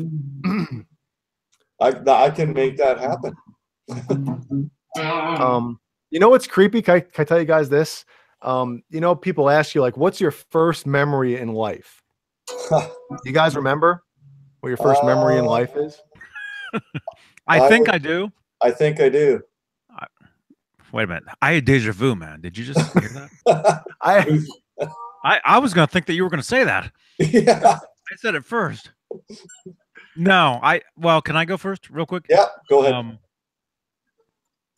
For years, I always thought that like I have a vision. See, now I'm going to look weird to you guys, but we're no, not at all to me, dude. I love this stuff. We're 9, 10, we're an hour and a half into this or whatever, so no one's ever going to see this,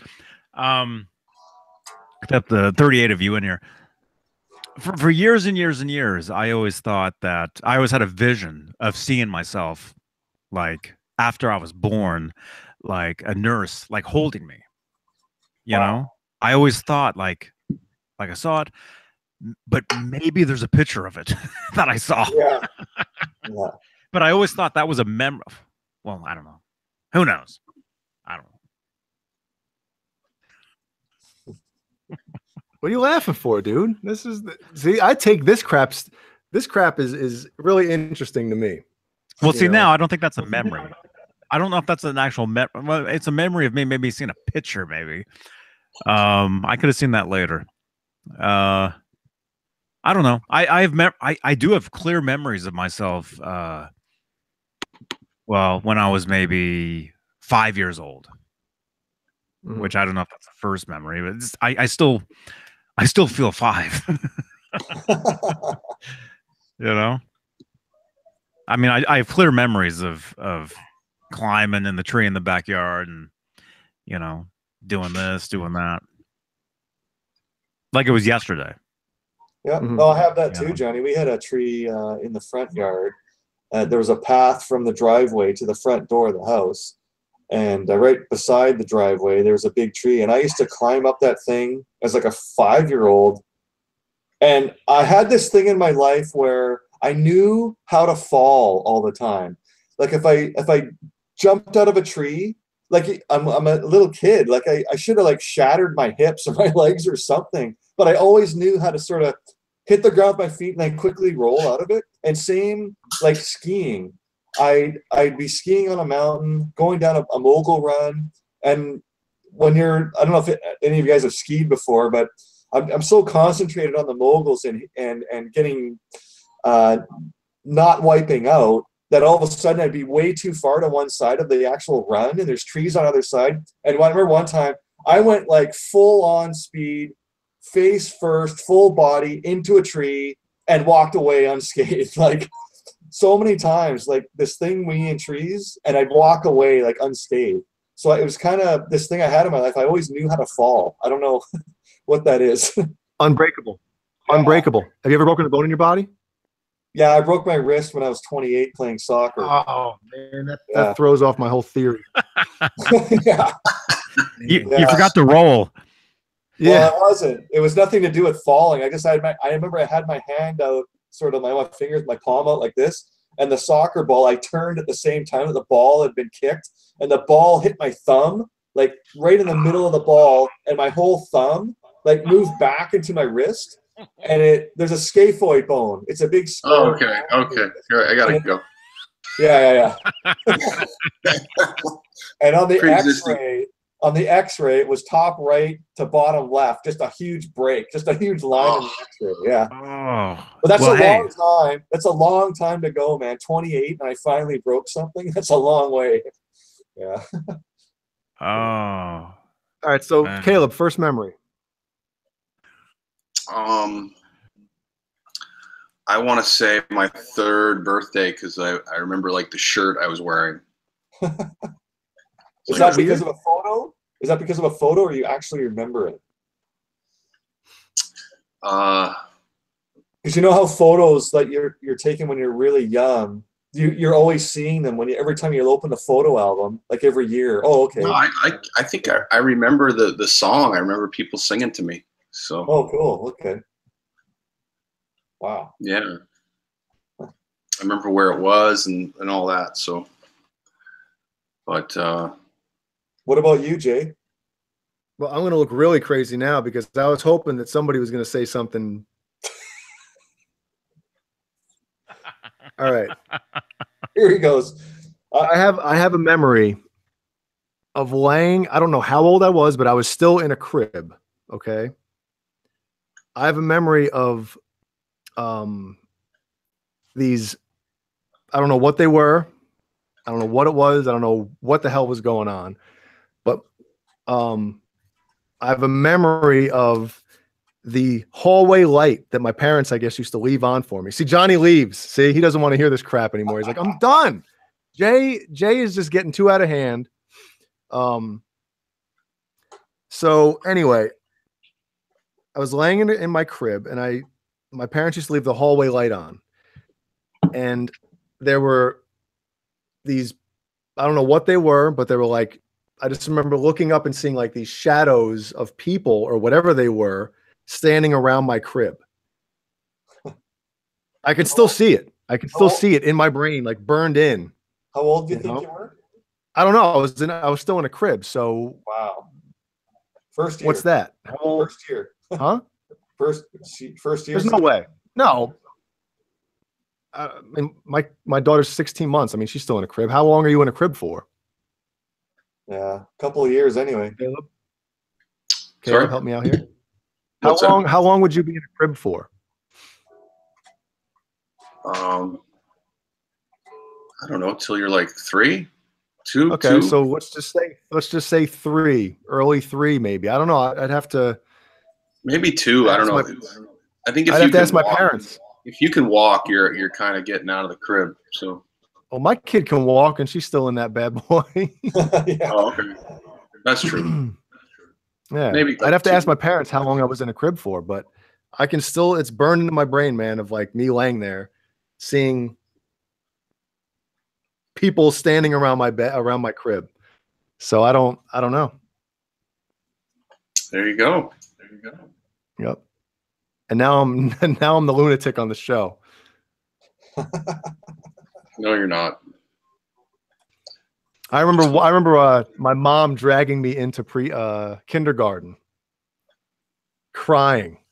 I did not want to go, man. I was a mama's boy.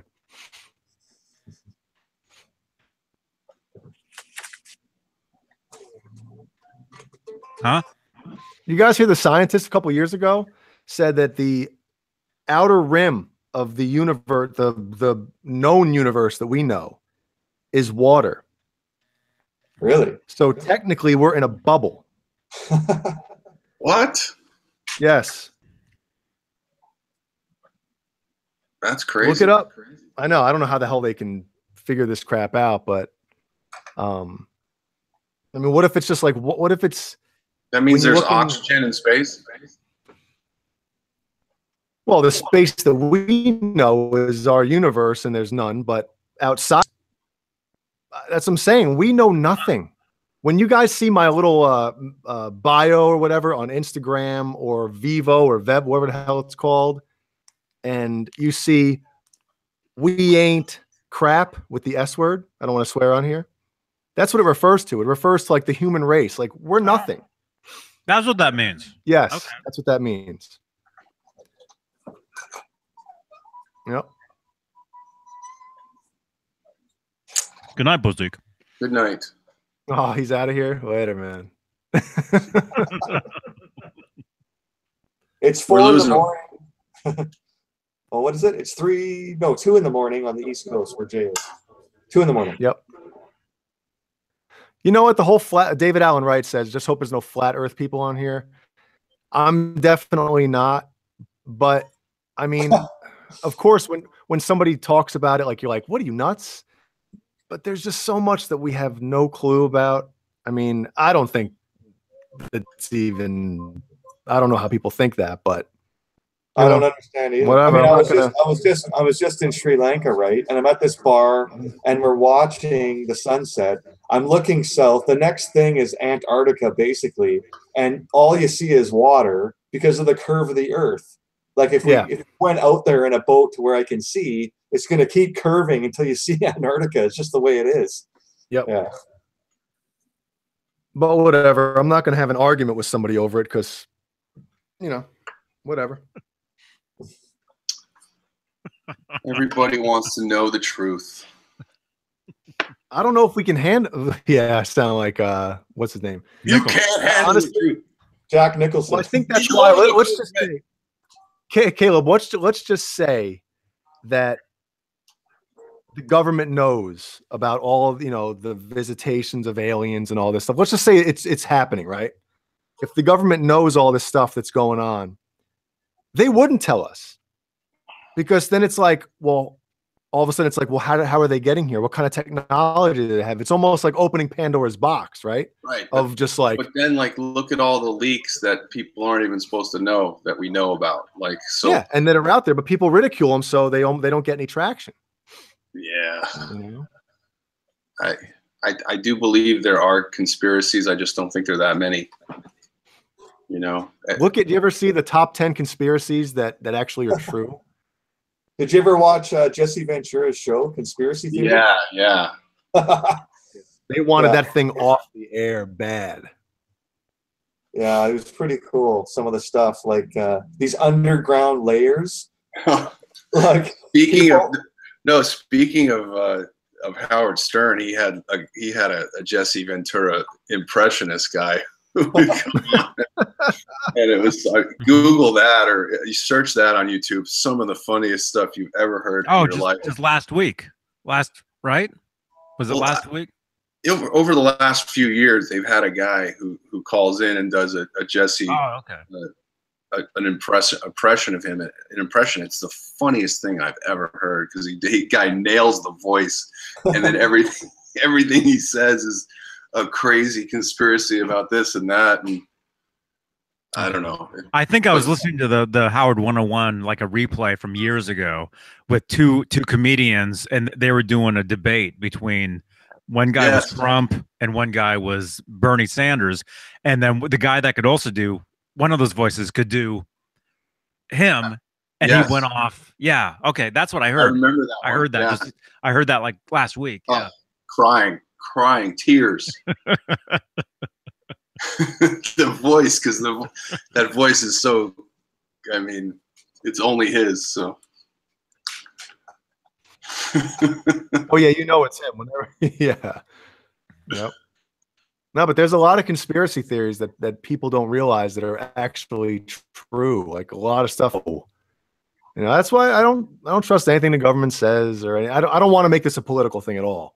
That's not anything I want to talk about. But as far as the whole like believing what, you know, the government says and all that crap, like I don't, you know, I just I'll think leave my options open. It's too hard. It's too hard to keep all those secrets hidden, you know, like if there are aliens visiting us and we've captured them, I just feel like there'd be a few people that would get outside the fence. There are, but people ridicule them and they discredit them to where it's like, oh, they're just, you know, conspiracy theorists. Yeah. So. Yeah. Well, I keep my options open. I don't, you know, as far as like what's after this or what's up there or anything like that. I don't believe in one thing. I kind of like, I leave my options open. You know, I don't know what to believe about anything. I do notice a lot of people I know that are into a lot of that, especially lately. It kind of comes with their midlife crisis situation. Yeah, and they're kind of realizing like that maybe they didn't really get to where they wanted in their life, and that there's like a blame situation, like they have to sort of outwardly blame something else for. You know what I mean? Like, are you talking about people that get religious later on in life? Is that what you're saying? Not even religious people that think that there's a conspiracy against their success. You know, like they're not succeeding, so that it's someone else's fault. You know, like. Yeah, I don't agree with that at all. You know what I mean, though? Like I know people like that. Yes. And and it's like, it's sort of at this age where I'm at, like where they finally, like, it's like the game's over for them. So, you know, they've realized that their chances are nil of having the kind of life that they always dreamed of, you know? You know what I'm saying? Picking up a hot 21-year-old at the bar. Yeah, I know. It's well, you know, Rob still does that, you know. They're usually of European background. So I don't know. Yeah, so Caleb, for me up here, it's a lot of people thinking of the afterlife. Like, where does you pass away? And a lot of people are real positive that we end up going somewhere else, like your spirit, your soul, whatever. Yeah, whether it's one of those other galaxies we're talking about, where you just get lifted, your spirit goes to a better place in another galaxy where there's not all this war and fighting going on. Yeah. There's a lot of that. My theory on that. Go ahead. That's why we're here. My theory on that. Go for it, Jay. Okay, Johnny, keep drinking, buddy. I feel that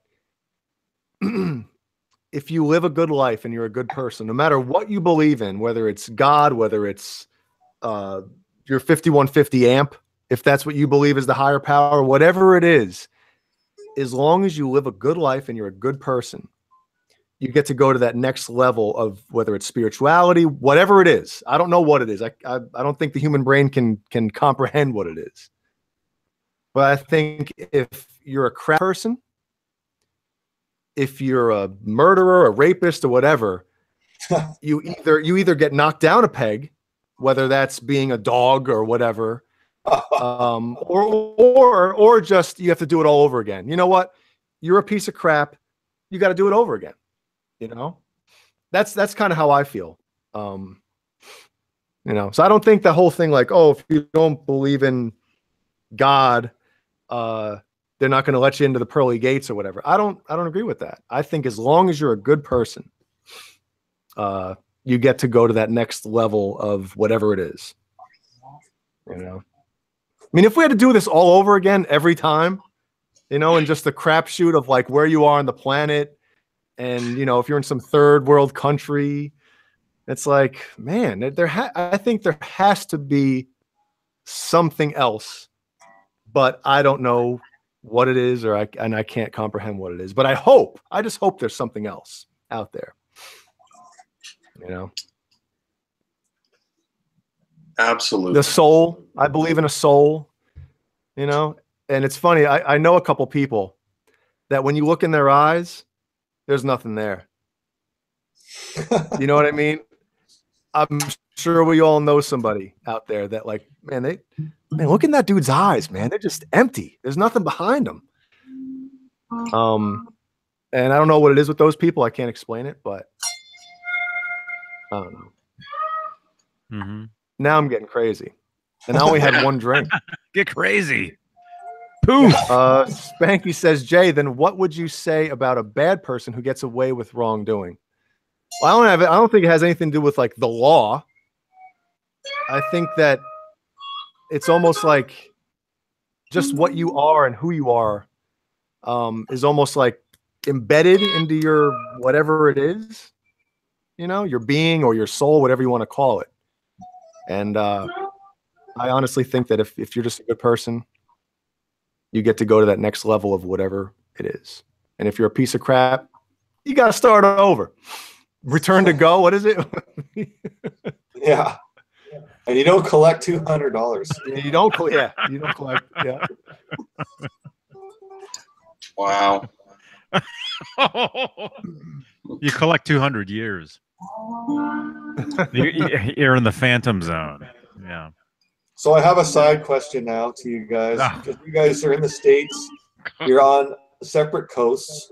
I want to ask about if you're in a car texting, is there setups where, like today we had it where I'm driving down the street here and I actually saw this happen where someone's texting and if the police officer on one block can see you looking at your phone and he can see it in your hand when you're driving, then he communicates to another cop like 3 blocks down the road and they pull you over and give you like a $200 ticket for texting when you're driving. Do you guys have that where you live?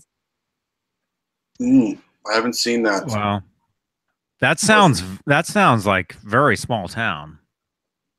Well, I'm on the southern tip of an island.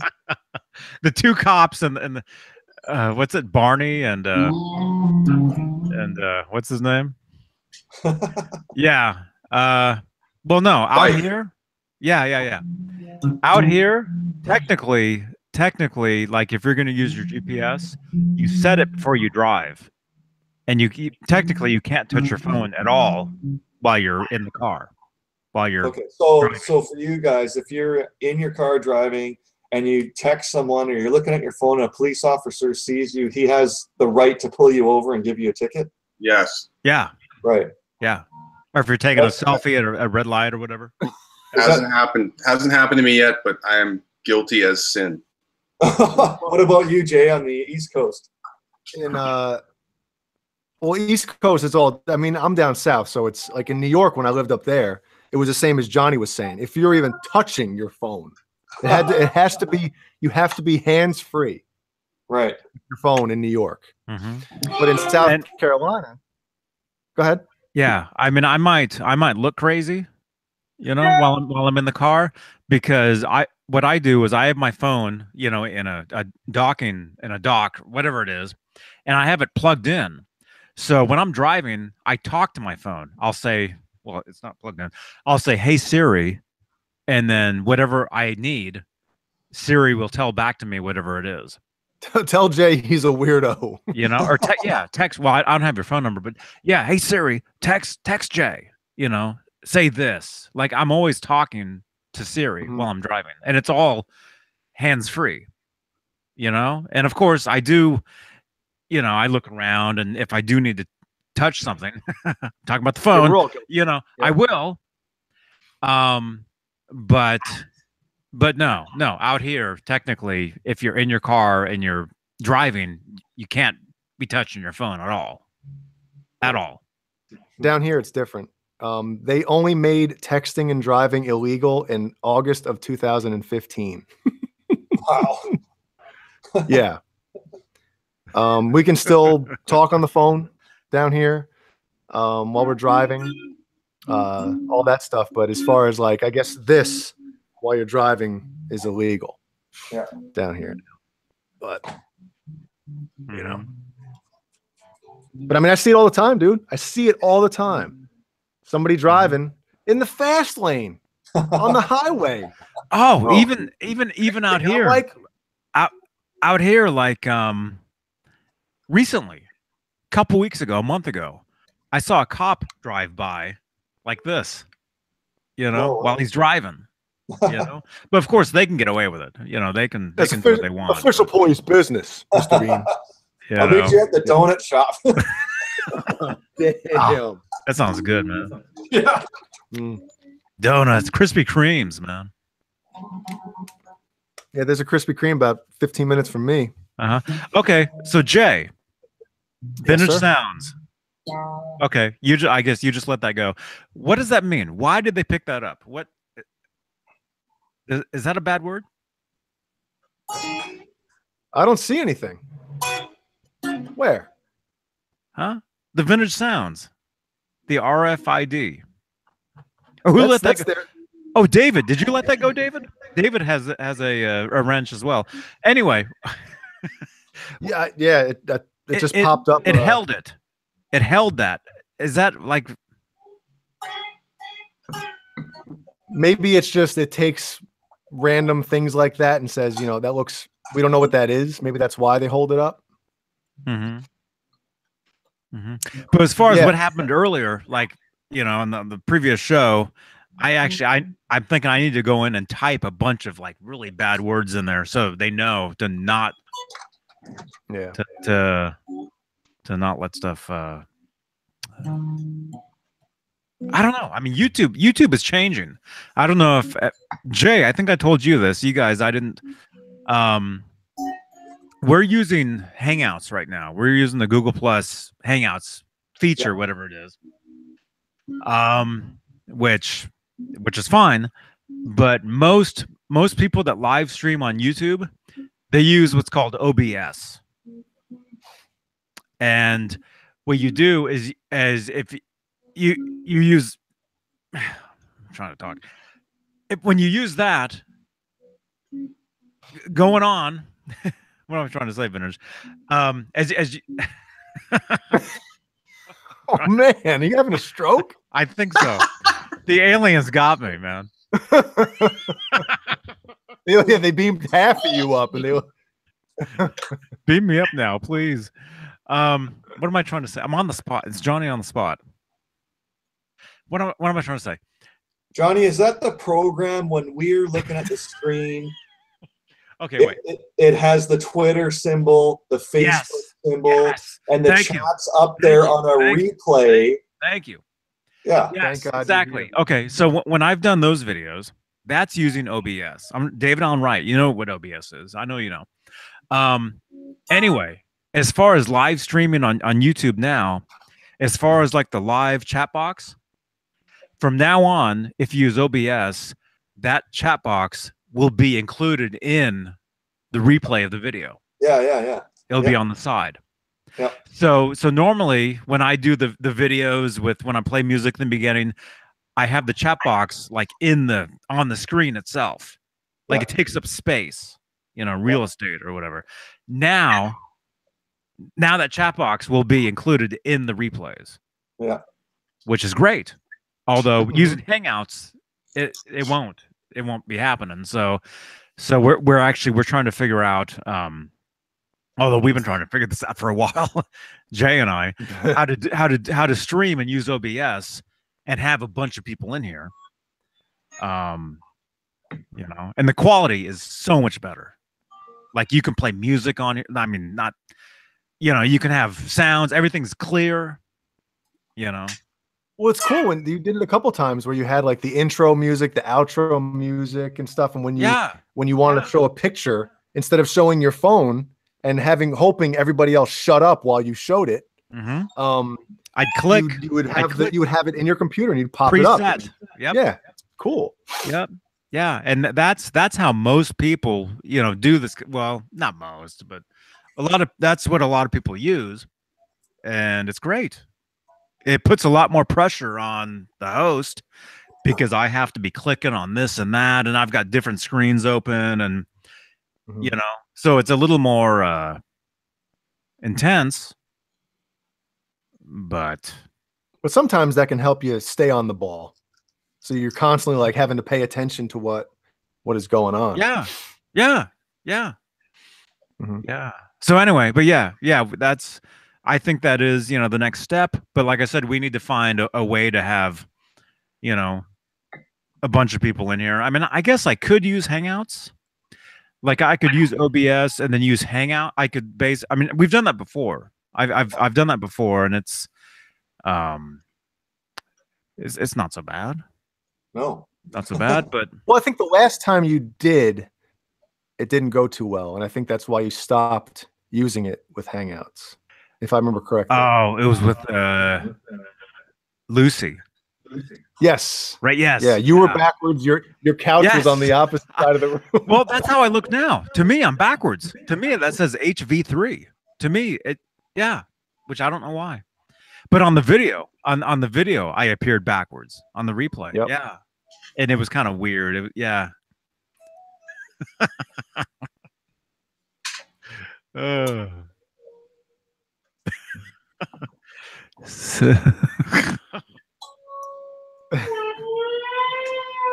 I just say one thing in there? If anybody watching this back or anybody in the chat has any alien UFO questions or whatever, or anything that I want to know that I feel, leave it in the chat. I'd love to answer that type of stuff. Or just get crazy. The comments, like for any replay after the show, there's the comments. People. That's what I meant. Yeah. I smell a new show for Jay. I smell a show. No, just like Steve, I'm exclusive. Yeah. Hashtag get spooky. Yeah. Because if I had a show, it'd be exactly like this. So there's no real point.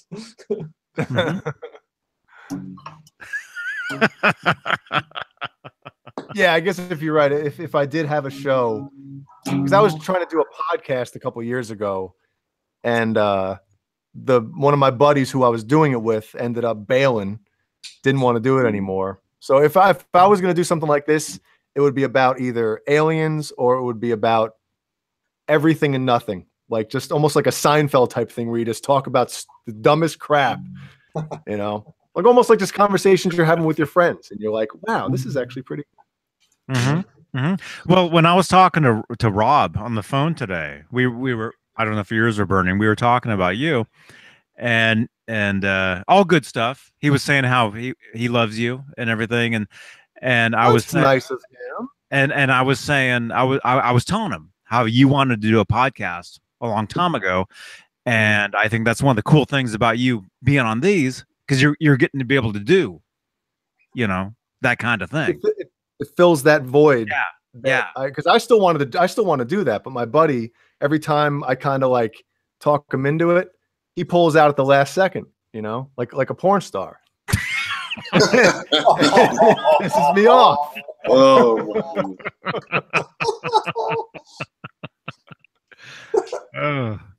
But also, as far as the different shows or whatever, I'm starting to think, on this channel at least, to have like different shows on different days or whatever, like I know right now, like the Friday night Steve and Jay show. Yeah. Well, I know as of right now, I'm only doing the Tuesdays and Fridays, but have just like a different theme, different like whatever. And I know Fridays now we've kind of been doing like 2 shows a night. The earlier thing with Nez Dull, and then, oh, he's never gonna say those. Don't worry. And then well, he was in here before. He was in here. He was. Oh crap. Yes. He said something about I'm just taking a crap, just popping in real quick. That's what he said. He was sleepwalking.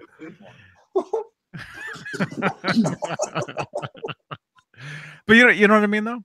Like have something on Tuesdays, and then Fridays, having some sort of like having like a well, before that, having some sort of real show, like with a guest, have like the normal people, and then have, invite, have like some guest on and do like some sort of talk show thing.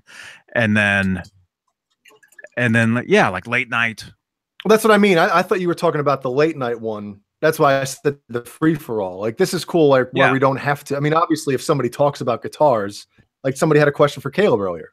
I mean, that was cool, but this is kind of neat where, because like the guitar show, like you guys especially are the experts. Like whenever there's any gear questions and stuff, the only stuff I can answer are my own experiences with this. I don't know exactly what this person was using in 1987, and this guy had this amp and this modification to it. Like I don't know a lot of that stuff.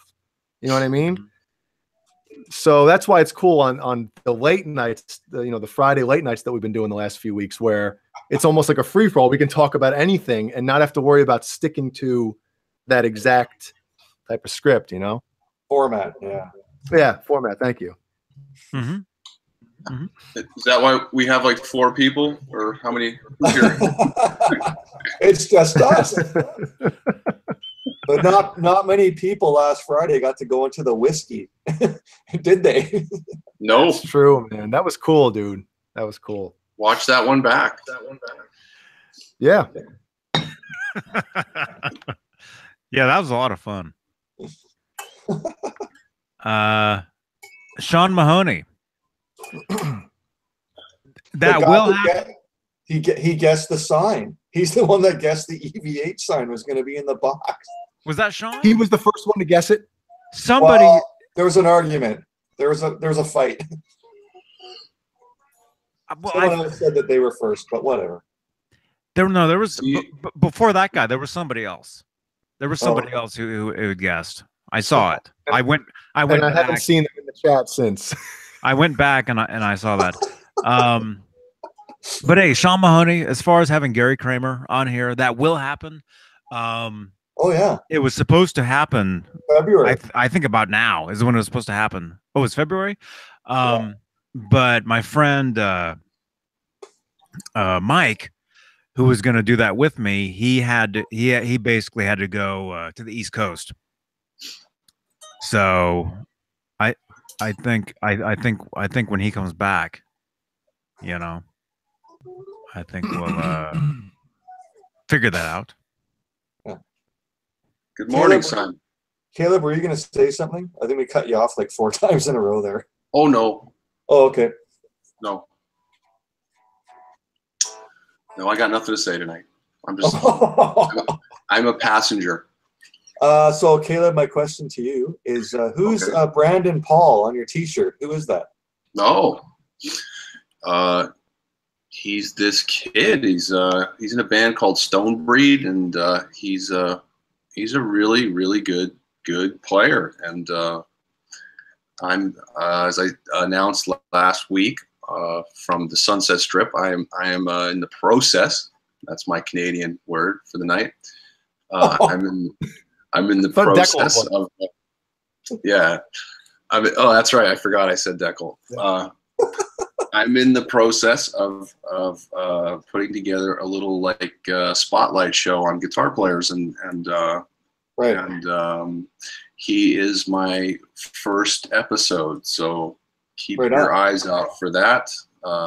If you guys follow my YouTube page, which I implore all of you to do, it'll be loaded up there shortly, probably in the next week or so. And so Caleb, this Brandon Paul, what's his setup? Does he play the same type of guitar all the time, or a certain like 3-4 guitars that he plays? Or actually, that's a big part of the show. So, yeah, he's a Les Paul guy. So. Oh, okay. His last name. That's how we got sucked into that. There you go. So he plays a really nice Les Paul custom shop, and oh really? But he goes through an EVH head, so he's got the 100-watt 6L6, the original white one. So what's the paint scheme of his main Les Paul that he plays? Does he play a black one, a white one, sunburst? Yeah, it's all black with just some white binding. Oh, okay. Yeah. Right. And you said that was from the custom shop? Yes. Okay. So what that guitar, do you know it well enough to say, like, what makes it custom rather than buying something right, like off a rack in a store? What's the difference for you when you look at it? You know, I'm not sure. I just know that Gibson has a custom shop, right? Like Fender does. So they have guitars that come out of there, and I think they're around $4,500 or something. So, whoa, something in that neighborhood. But the kid is really good. Check him out, everyone. Brandon Paul is a guitarist. Brandon Paul is how you can search him, and he actually teaches online, and he's a really, really good guy. And I enjoyed following him around for a little bit. And I can't wait for everyone to check it out, because I'm hoping to start doing this a lot and get a lot of guitar players and spotlighting them and sort of getting that going. Right on. Using my interview gifts that I have been told I have. So there you go. It's just me and you, Steve, in here right now. So. Oh, hey, no problem, man. No problem. What neck is that exactly, Caleb? That neck you're playing right there? What neck is that? It's a Warmoth. Oh, Warmoth. Okay. Same with the body, Warmoth? Yeah. This is my Warmoth custom that I built. Yeah, what's his here. name? Yeah, what's his name in Japan there? Mully. He's got a Warmoth too. I've never played one or picked one up, or I guess they're from the United States, Warmoth? Yeah, I think they're in Oregon. Oh, really? Huh? You have dysentery. Warmoth? Yeah. They're in Oregon or Washington? Oregon or Washington, yeah. But they're Did great stuff. anybody get that? What? Dysentery? When you said Oregon, thinking of like Oregon Trail, that game that you used to play in a computer class. You have died of dysentery. You know, that was like one of the main deaths that you would. I'm sure you can play that now. I'm sure there's a site that has that. I'm gonna look that up. There's shirts, the Oregon Trail shirts with that exact same scene, and it says you have died of dysentery. I want to get. I think that's a great show. I'm going to get that next.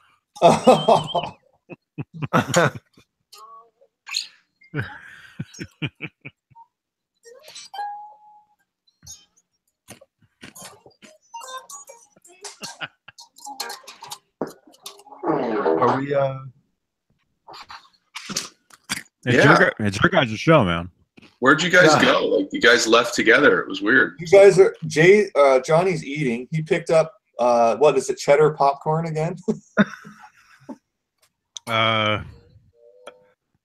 It's sour cream and onion. Right on. Some sort of Whole Foods carries some sort of like a Pringles kind of chip now. Oh, okay. I don't know what it is, but yeah. Well, speaking of sour, did you put those Sour Patch Kids in the freezer? No. Come on, man.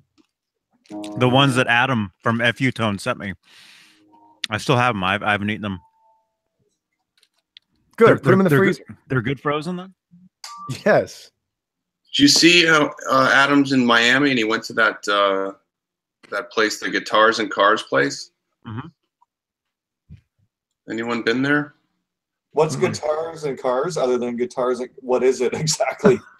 It's a shop and it has all these vintage guitars and it has all these vintage cars in the same shop. For sale? Yeah, I believe so. Oh, okay. And you said in Florida, Caleb? It's in Miami, yeah. I believe it's in Miami Beach or somewhere. Okay. Yeah, Miami Beach is nice. I've been there. It's called Washington Avenue. Is the first main street. I lived there. Oh, you did? When I lived in Desmond Child's house. Yeah. If you guys know who Desmond is, the songwriter. Yeah. I lived with him, and we used to go walking down Washington Avenue when we went to dinner and stuff.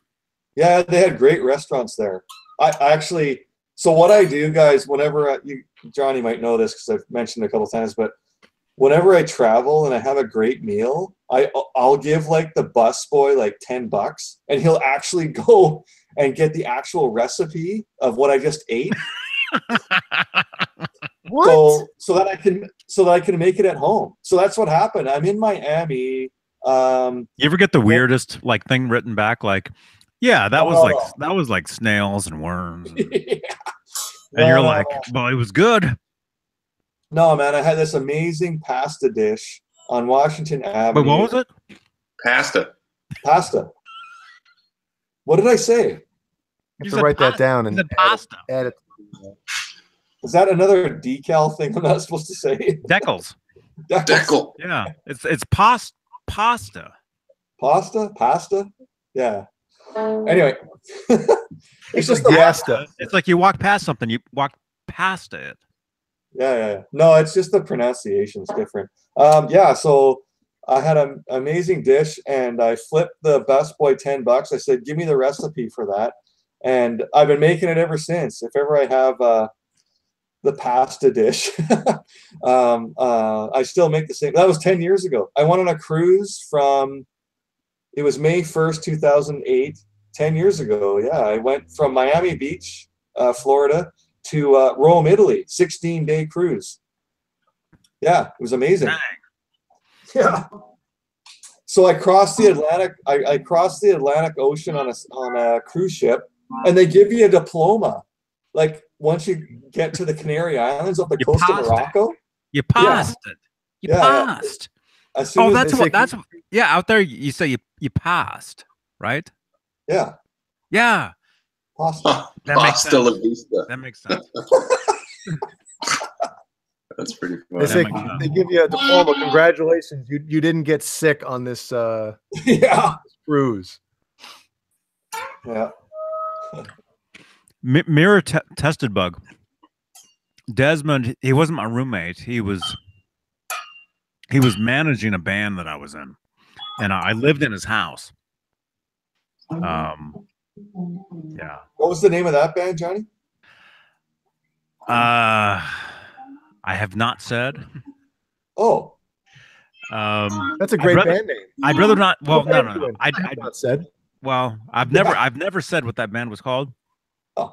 I probably will at some point, but right now, I just I'd rather not. I guess. Okay. Things didn't end too well with any of us, so Oh. you know how that is. Yeah. Desmond and I were still friends. You know, I think last time I saw him was probably 5 years ago. And this was like 20 years ago when I lived in his house.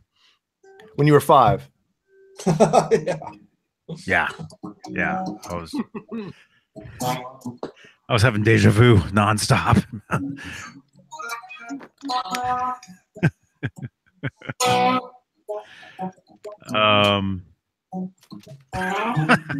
Simon. Oh. Got some stories, Simon. But what? So wait a minute. The pasta. Pasta. Or the Miami. Yes, sir. The Miami pasta. Miami was cool. Miami Beach was cool. Oh. I lived in, well, Desmond, he had two houses on the same block. He had his main house. He had his main house that had a studio in it. Cool. And then he bought another house just down the street that he was building a studio. Myself and the bass player. All that slippery when wet money. Yeah. Myself and the bass player, we lived in that house. And actually we're speaking about Howard Stern as well. One of the guys who worked, well, I'm not going to say exactly, but one of the guys who worked with Howard Stern came in to work on the studio in there. And so he had some cool. I was a huge Howard fan back then, and he would tell me some cool stories about Howard and Jackie the Joke Man and all that. But was Fred Norris? Blank Willow. No. It was a record guy, like a producer dude. Once we're done, I'll tell you guys. Remind me. I'll tell you who the guy is and what he did.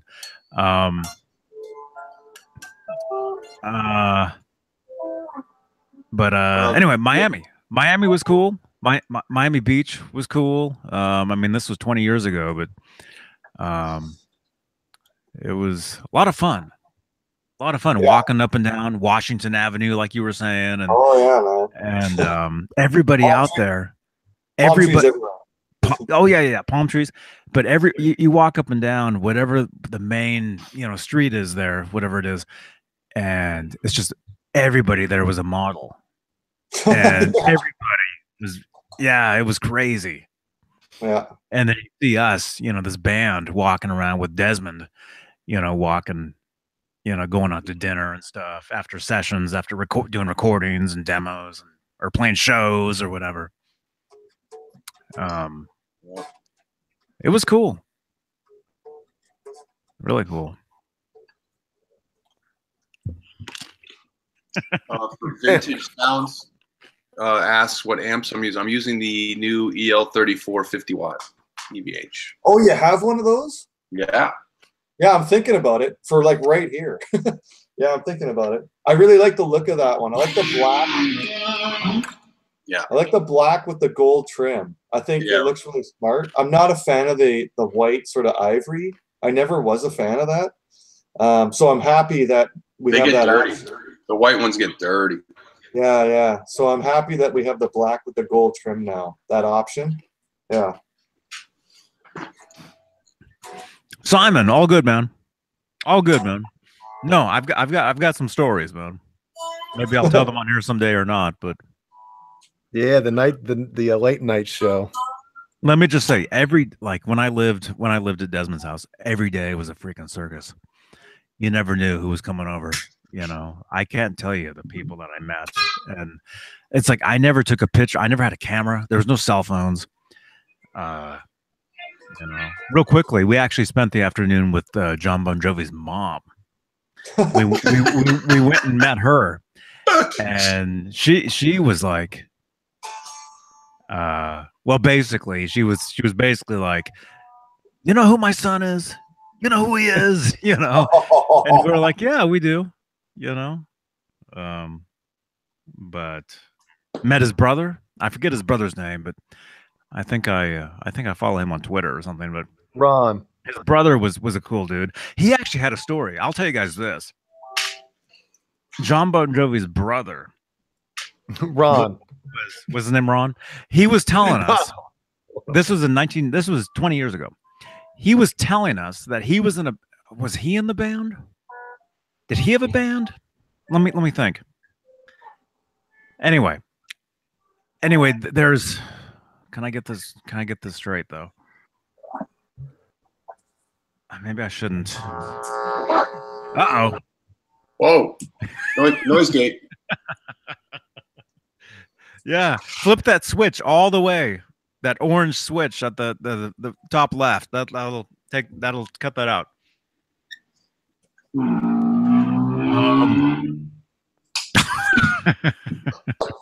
Now he's tuned to Tandard.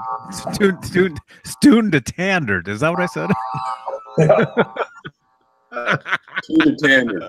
He's tuned to Tandard. Wait, get back to Mom Bon Jovi. Mom Bon Jovi. Spanky, I never met Aldenova. Did Desmond work with him? Aldenova, man, he has that one album. Well, that one song is good. The rest of it, nah. The rest is just a fantasy. Yeah, that's the only song. That's the only good song is that one song. I listened to the whole thing on Spotify. Oh, he just did some stuff with John Bon Jovi. Okay. This is his name, Tony Bon Jovi, and it was like one word. And John split his name to look more like Van Halen. It's true. Not a bad He's idea. the godfather to have kids. Yeah, Mad Dog. That's right. I've met Desmond's kids. I met them when they were babies. I met them at an ASCAP thing in Hollywood. You met Desmond's child? Yes. Yeah. Yep. Sorry. I met them when they were babies in 2005. I remember. And then last time I saw them, they were with them. I don't know if you guys know. There's a documentary about them. Actually. About the kids? Yeah, about them growing up. What is it called? I'm sure you guys can look it up. You'll see it. There's a documentary about his kids. And they're cool. They're great. Great kids. I met them when they were babies, and then I met them 5 years ago, I guess. But what was the what was I gonna? I forget. I was gonna say something, but it had to do with his brother, John Bon Jovi's brother. We were at his house, and he was telling us. I don't want to say he was in the band because I can't remember what it was, but anyway, it was something like that where there was an album that was put out in the 80s. Mm-hmm. And it contained a song. I can't remember what the song was, but it was produced or it was engineered or something by somebody who ended up going on and doing the Nirvana and doing Smells Like Teen Spirit, I want to say. And if you listen to that song from the 80s, from the band that his brother was in or whatever, it's the same song. Like the same chord changes or something. Yeah. Like musically it was the same, but nobody heard it.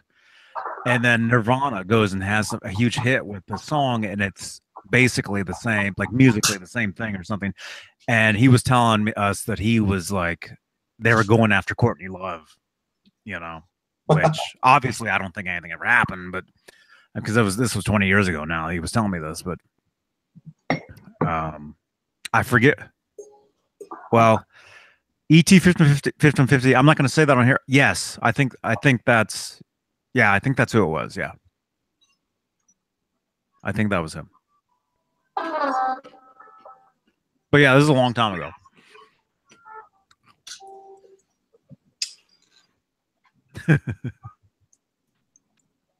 But yeah, I don't know if you guys want to look it up. Look up, you know, whatever band that was, whatever the song was. I remember hearing it at the time, and again, that was 20 years ago, and thinking, "Wow, it's the same song.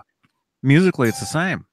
And somebody that had something to do with Nirvana, you know, was involved in that as well. And they think, basically, they thought that "Smells Like Teen Spirit" was totally ripped off. Is what they were saying. Yeah. Spanky? No, not him. Although I do have kind of a connection with that guy. We lived in the same town at one point.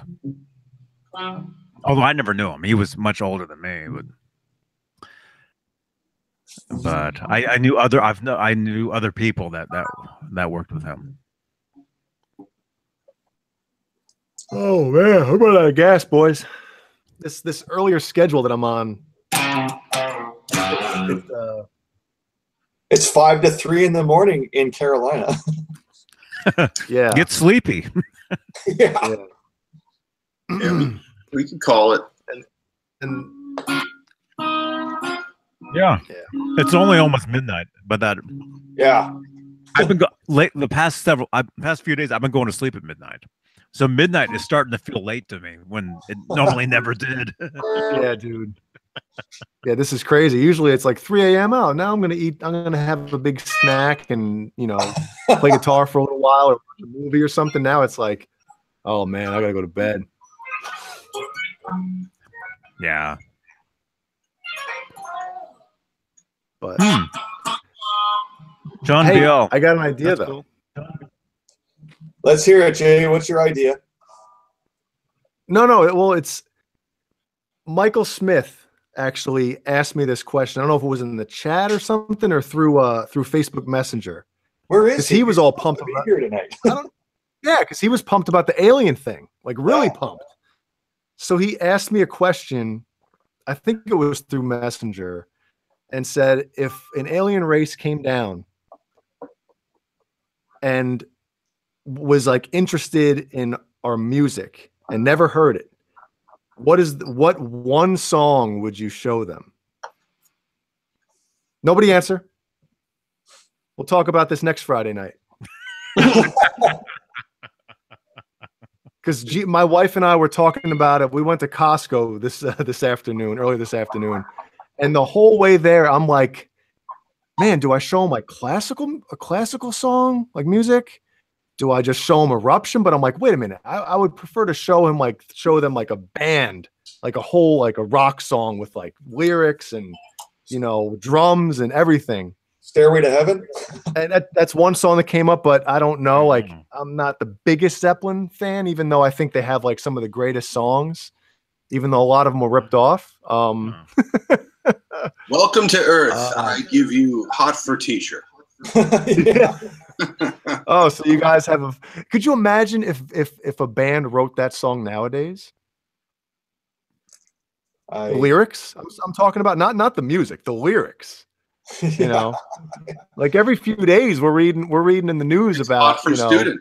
It's hot teacher. For yeah, hot for student. You're right, man. But I mean, just watch the video, right? I was watching the video not too long ago, and I'm like, there's chicks in bikinis dancing in front of like young boys. Yep. If somebody tried to put out that video nowadays, like holy crap, you know. Well, they would still do it, but there's no MTV, so nobody would see it.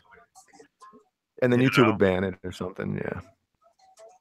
Well, that was the 80s, man. I mean, well, they banned Pretty Woman because it had a transsexual or transvestite.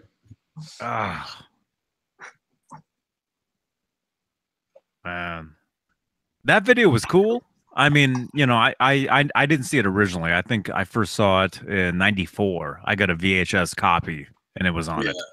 Jeez, that's the first time you saw that video? It was shot on video. Yeah.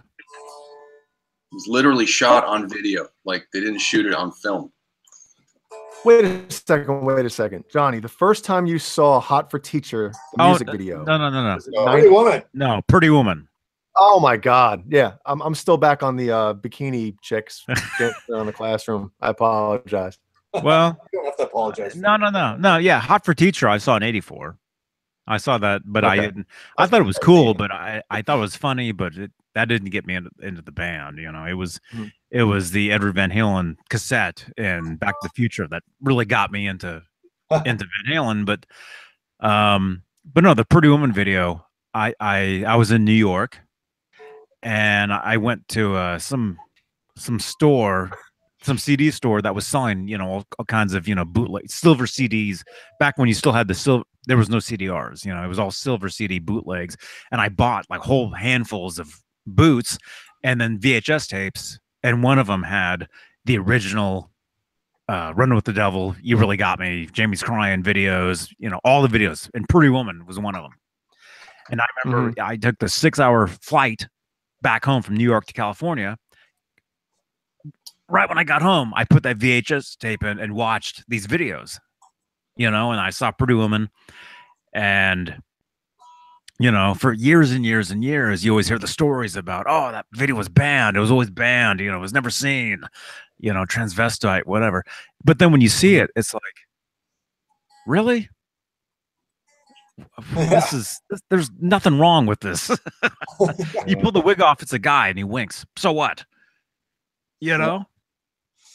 Who cares? But now, because thanks to YouTube, everybody has seen that. But think back, over 20 something years ago, and what it was like to try to find, you know, stuff like that. Steve knows what I'm talking about, man. Yeah. Well, imagine being the record label and shelling out all that money to have a video made, and then it's not on MTV, which is basically the only way you're going to see it. You know? And guess who has to pay that money back? The band. And that was the song. They put that out as a single, you know? And then once that became a hit, they had to go back and make a whole new record. Yep. And probably, you know, the reason for those being half cover tunes is to get something out quicker, you know? Yeah. That's probably the reason, which there's nothing wrong with it. I mean, it's a great record. And that's 35 years ago. Yeah. It's all in the book. Yeah. It's all in the book. That's what broke up the bands. That move by Dave to let's do a single, keep it hot. Let's do a single. And then that put a lot of pressure on everybody. Well, yeah, and at the same time, there was that separation. Then Ed has this new studio built, and then Dave's doing all these covers. You can see the separation was happening right then, where Ed all of a sudden, like for my mind, was kind of like the musician was taking some kind of control, and Dave hated that. Like he wanted to be the guy, right, in the spotlight. So it's kind of like it was Dave and Ted Templeman wanted to do Dancing in the Streets, and they used a piece of music that Ed wanted to use for something else, for a song, and they took that piece of music and made it the Dancing in the Streets riff, and it's in the book. It's in No Monk says that was like what lit the fire. I mean, there was always tension between those guys, but that's when Eddie decided to build his own studio and make his own, take over the whole production part of all the music, and that was like the flashpoint of it. So that whole Diver Down experience was, they had one record left in them after that. So. Well, it's kind of like Fair Warning was like Eddie's basically, the heavy guitars and all that stuff. Yeah. And when it didn't sell as well as, when you ask, that's the strange thing about that album. I know people have talked about this before, but the strange thing about that record is it's especially guitar players. Like when you ask guitar players, what's your favorite Van Halen album? A lot of them say Fair Warning, right? Yeah. And that's the least selling Van Halen record. Am I right? Yeah. Yeah. To this day. Yeah. Well, they didn't, not like there was a lot of hit singles on any Van Halen record, but there was nothing on that as far as radio. was too, you know. And that's kind of, I guess, where Dave kind of was able to take the reins a little bit, as far as the direction of, you know, how everything was going to go because of that. It's all in the book, man. He talks a lot about that. Yeah. And I guess for me, guys, just looking at the first 6 records, I guess in the end now, I guess the one I'm really would put at the top of the list now for me is kind of Women and Children First, because you got heavy riffage in there. I love Everybody Wants Some is really Mean Street, and that are probably my 2 favorite songs. And there's acoustic stuff like Could This Be Magic, and there's In a Simple Rhyme. Like, that's a huge record. That's a big weight for me, that one. It's been growing on me, let's say, to compete with Fair Warning, because just the acoustic aspect of it, because it's a bit more varied than Fair Warning is for me. But yeah, of all the Van Halen songs I've ever played with a band, as far as covered their songs, I think Romeo Delight is the most fun song to play. There you go. So, there you go for me. Yeah, I think that it's harder to choose the best Roth era album. I'm not including Different Kind of Truth. I apologize to anybody that's going to get bent out of shape about that. But I'm talking about the first 6 albums, the heyday. You know, I think it's harder to choose my favorite Roth 6 album than it is like the Sammy era. Like the 5150 is hands down, in my opinion, my favorite out of Sammy era. You know, the Van Hagar. But the Roth stuff, man, it's like every album you're like, oh, this album's my favorite, and then you put on Fair Warning. Oh, this album, and you put on Van Halen 2. Oh, this is my favorite. It's hard, man. Yeah, it is really hard. Definitely, there's great songs on every record. Like, you know,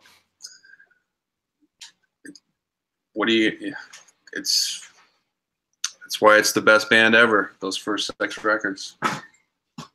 Well, I mean, just put in 10 records, right? That could any band that have 10 records that are great. Yeah. That's impossible. Mm-hmm. It really is. Mm-hmm. Now what do we got? Godsmack. Yeah. Nostalgia. Yeah, we just keep talking about. Yeah, me and Jeff Hausen were talking about this last night. We talked for 50. I told you guys 58 minutes we talked for. Yeah. And at the end of the conversation, I'm like, you see this? This is a band that isn't really doing anything, and we're having this passionate conversation about a band that, you know, like this wouldn't happen for a band that's a modern band. You know, in 20, 30 years, no one will be talking about any band that's come out over the past handful of years like they are, like we do with you know, this type of stuff. It's crazy. Yeah, that's what I said to Johnny last week. I was like, look at the last 20 years. We only have, like, our favorite guitar player. There's only really 2 full-length albums, right? There's Van Halen 3 and there's A Different Kind of Truth. In 20 years, 2 records. It's like, oh man, I wish just put out a solo record. Give me something, you know. That sucks. I know. Yeah. I want the Vault to come out one time. Just I love listening to Eddie's solo stuff, whether it's the wildlife stuff or listening to the thing he did on Saturday Night Live, which we should talk about. It was the 1987, August 28th, 1987 was when Eddie and Valerie were on Saturday Night Live. How many years ago was that now? So it was actually April. Oh, was it? Yeah. No, but someone posted it. No, someone posted it recently. They posted it wrong. Oh, okay. They said February 28th he was on Saturday Night Live. What? Oh, I thought you said August. It would be funny that they said it was February 29th. February 29th he was on. Yeah, right. It could have been in February. Yeah, I thought it was April, or it was definitely in the springtime of '87. It was 87. Someone posted on Facebook or something, so that's why I mentioned it. Yeah. Yeah. You can tell what era everything is just by where Eddie's hair is. Yeah. Mhm. And he's got the Padawan. Yeah, and you can tell what era it is too by the condition of the 5150 guitar. I just think it's funny because like that and the Dinner at the Van Halen's episode on Saturday Night Live, I've had that stuff for decades. Oh yeah. So I've seen this stuff a billion times, and I think it's funny how some people are finally now getting to see that. Oh yeah. And to me, it's like, yeah. There was some video to you. There's a video that comes out like the best musical moments of Saturday Night Live, and if that's not on it, like I can't even look at it. Are you kidding me? Yeah. It is on it. That's when I saw it back in the early 90s. They did like a tiny clip, and it was a clip of Eddie and G.E. Smith. It was like 5 seconds from that. Oh, it was like 2 seconds. Yeah. Yeah. And I watched that same 2 seconds over and over and over again. You know? Yeah, that clip of G.E. Smith talking about the when Eddie was on. Yeah, and he said that had that little transition to go to the ending piece. And he said we played it in rehearsal and it was flawless. Yeah, and he messed it up. He messed it up, and he said Eddie was pissed at himself for messing that up. So cool, man. The band stops and he's like, "Oh, right, oh shit, yeah." Good stuff, man. ET 5150. Has anyone heard the 3 songs from the Gene Simmons Vault yet? No. I saw that he was at somebody's house. Oh yeah. Apparently he delivered one of those things to somebody. Yeah, he does that for everyone. It's like $2,000 for the vault, and he shows up. And Ace Frehley, the original guitar player, goes with him. They jammed at somebody's house recently. I saw that. Yeah, there was a couple of them. I think one was in a guitar shop. It's more than 2,000. I thought it was 10 grand. It's a lot. Yeah. Yeah, Gene Simmons ain't going anywhere for $2,000. No, not even to his neighbor's house on the same block.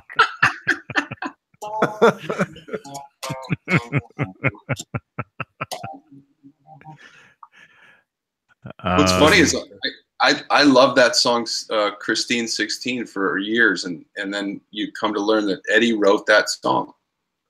He wrote that riff. And played that on the demo, and then Gene made him Ace copy the whole thing note for note. Is apparently the story. And that also is another riff that was used by Tone Loc on Funky Cole Medina. Wow. There you go. So Tone Loc took Jamie's Crying and the drum fill and the and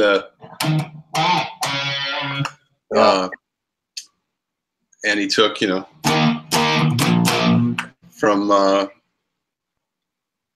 from Christine 16.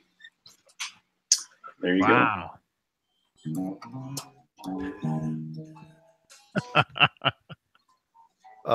ET 5150 says it's $50,000. He thinks.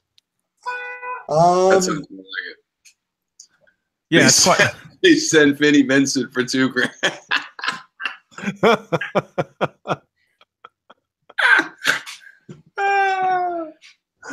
That's good stuff.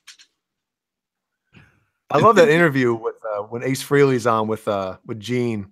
I forget what interview they're doing or something, but Ace Frehley's like laughing and joking around and goofing off, and it was Gene Simmons is just like, it was the Tom Schneider show. Like that's it. Yeah. Gene Simmons was not impressed. He didn't look happy at all. No.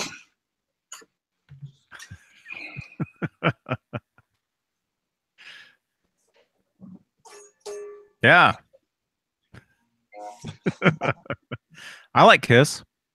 I think they're cool. I saw them in 1990. It was Kiss and Winger. Yeah, you saw Winger, you lucky SOB. I saw them. I met them. I've met Winger. I've got a signed poster from them. Wow.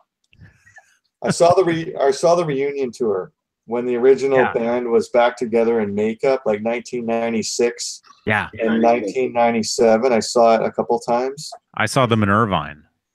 Flew down, stayed up a whole night at LAX, flew back. Yeah.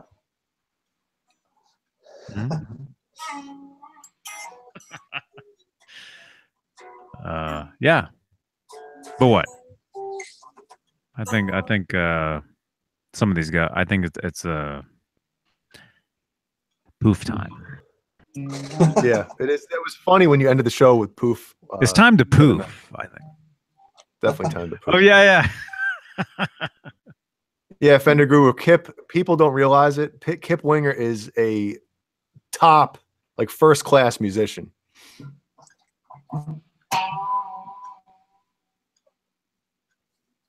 Don't let anybody make fun of you because you like Winger. I get it all the time from a couple of my friends, man. You like Winger, dude? I'm like, yeah, phenomenal musicians. Well, yeah, they're one of those where it's cool. It's cool to like them. Yeah, it's cool to be made fun of to like those guys. I mean, their records are great. I mean, musicians, yeah, they're incredible.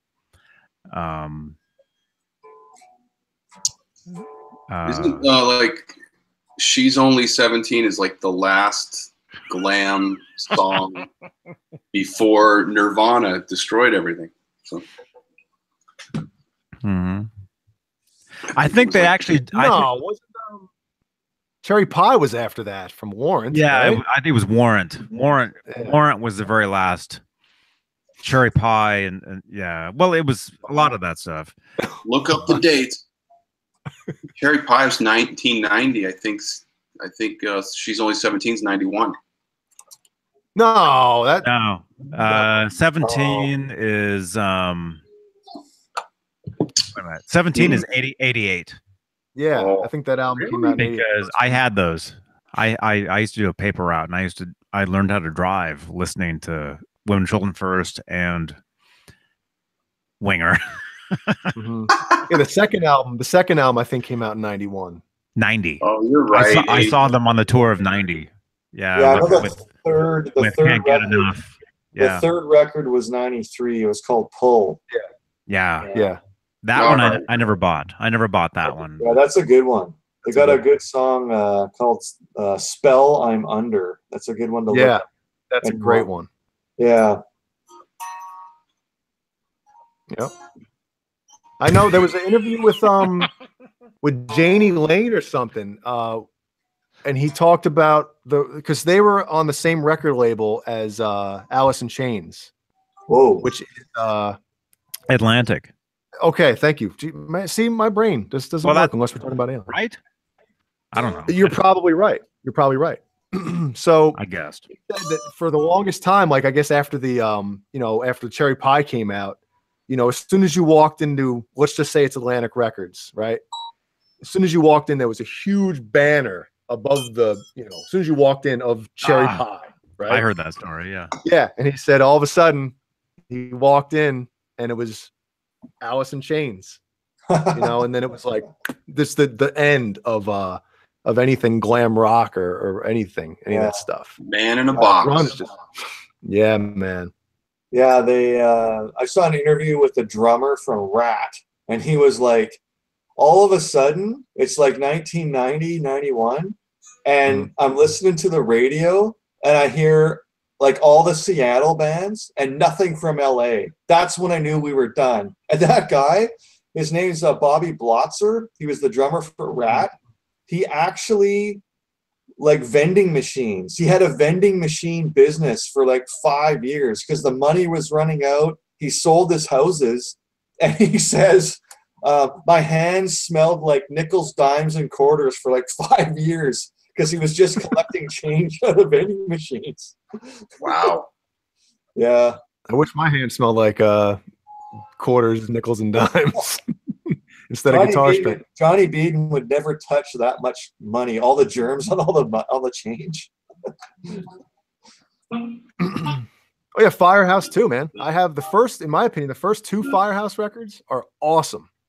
I still listen to them to this day. I mean, there are the few songs on each of those first 2 albums that are complete cheeseball, rock. The lyrics are just like, oh my goodness, who wrote this? But again, talented musicians, same as like somebody mentioned Mr. Big before. Oh yeah. I apologize if I'm missing who said it. Black Belly, Yellow Belly said Mr. Big, same thing, man. Yeah. Amazing musicians. Yeah, I saw them open for Rush on mister Big's first tour. They were opening for Rush. And yeah, that was cool. I bet, man. Oh well. I'm out of gas because we're just gonna keep going because I love it. But I'm out of it. Guys, you remember buying the Air Supply records? Man, they were great.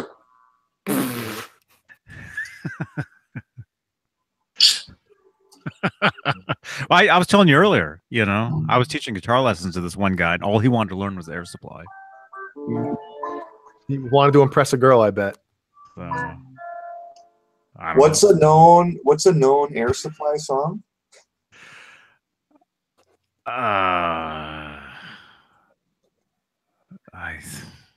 Somebody in the hear it. chat can tell us. You're messing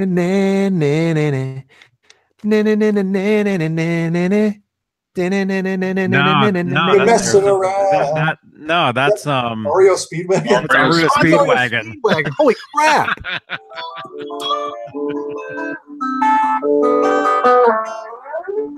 All out of love. I'm all out of love. Yeah, there you go. So lost without you. That's everybody knows that one. Yeah. Yeah. Sing it. Everybody knows that one. Lost in love. Right? And you guys let me sing like the whole part of that without stopping me, jerk. Look at this. They know all the songs.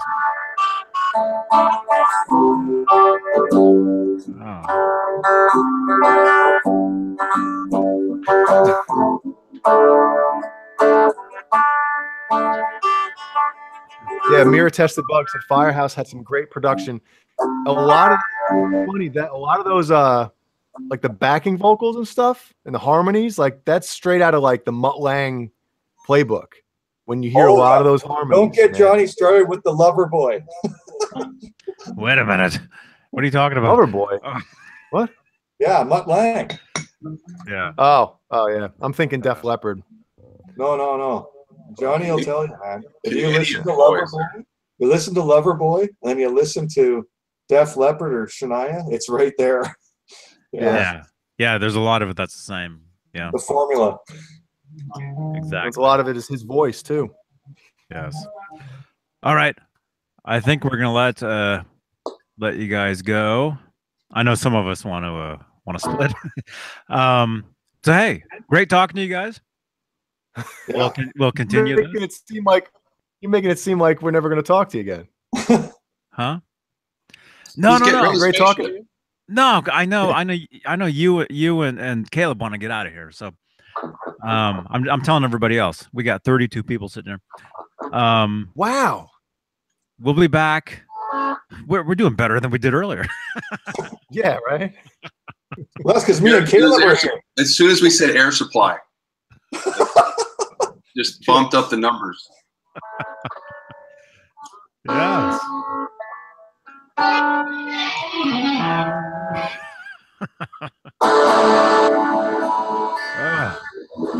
All right.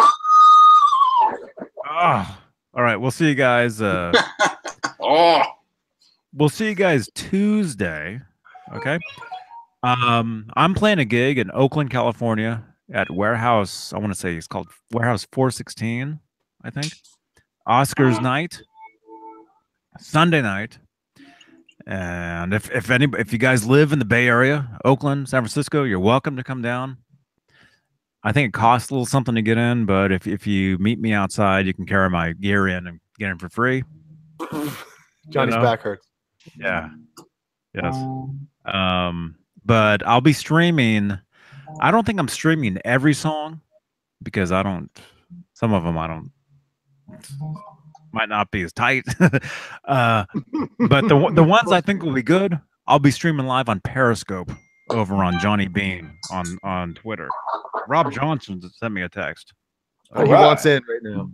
Yeah. Well, he's not looking. He's not. It was something else. I can't believe he's awake. I can't believe that. Right? He's in Boston. He's 2 hours ahead. Great. It's 2:24 in Boston. No, 3:24. Oh, there's a 3-hour difference to Boston? Yeah. Yes. Dude, he's on the East Coast. He's in the same time zone I am. Okay. Yes. Yeah. Yes. So anyway, so we'll be back Tuesday, but Sunday night I'll be live over on Periscope on Twitter. Okay. I'll make a video I'll make a video on here to remind you guys if you guys want to watch, watch live. I'll be playing probably that guitar, that amp, those pedals. It'll be cool. Oscar night during the commercials. We'll go live on Periscope. Remember, Twitter at Johnny Beane. Just remember that. So, all right. Caleb, Jay. Well, why am I doing this? It's the Jay and Steve show. You guys should be. Well, make sure everybody, besides tuning into Johnny on Sunday, make sure you tune in on Tuesday because we're going to have some Rob Johnson show and tell. And hopefully I'll be able to unbox something that's coming from our friend at VanHalenStore.com, Jeff Hausman. So, yeah. Steve? Yeah. Take it away.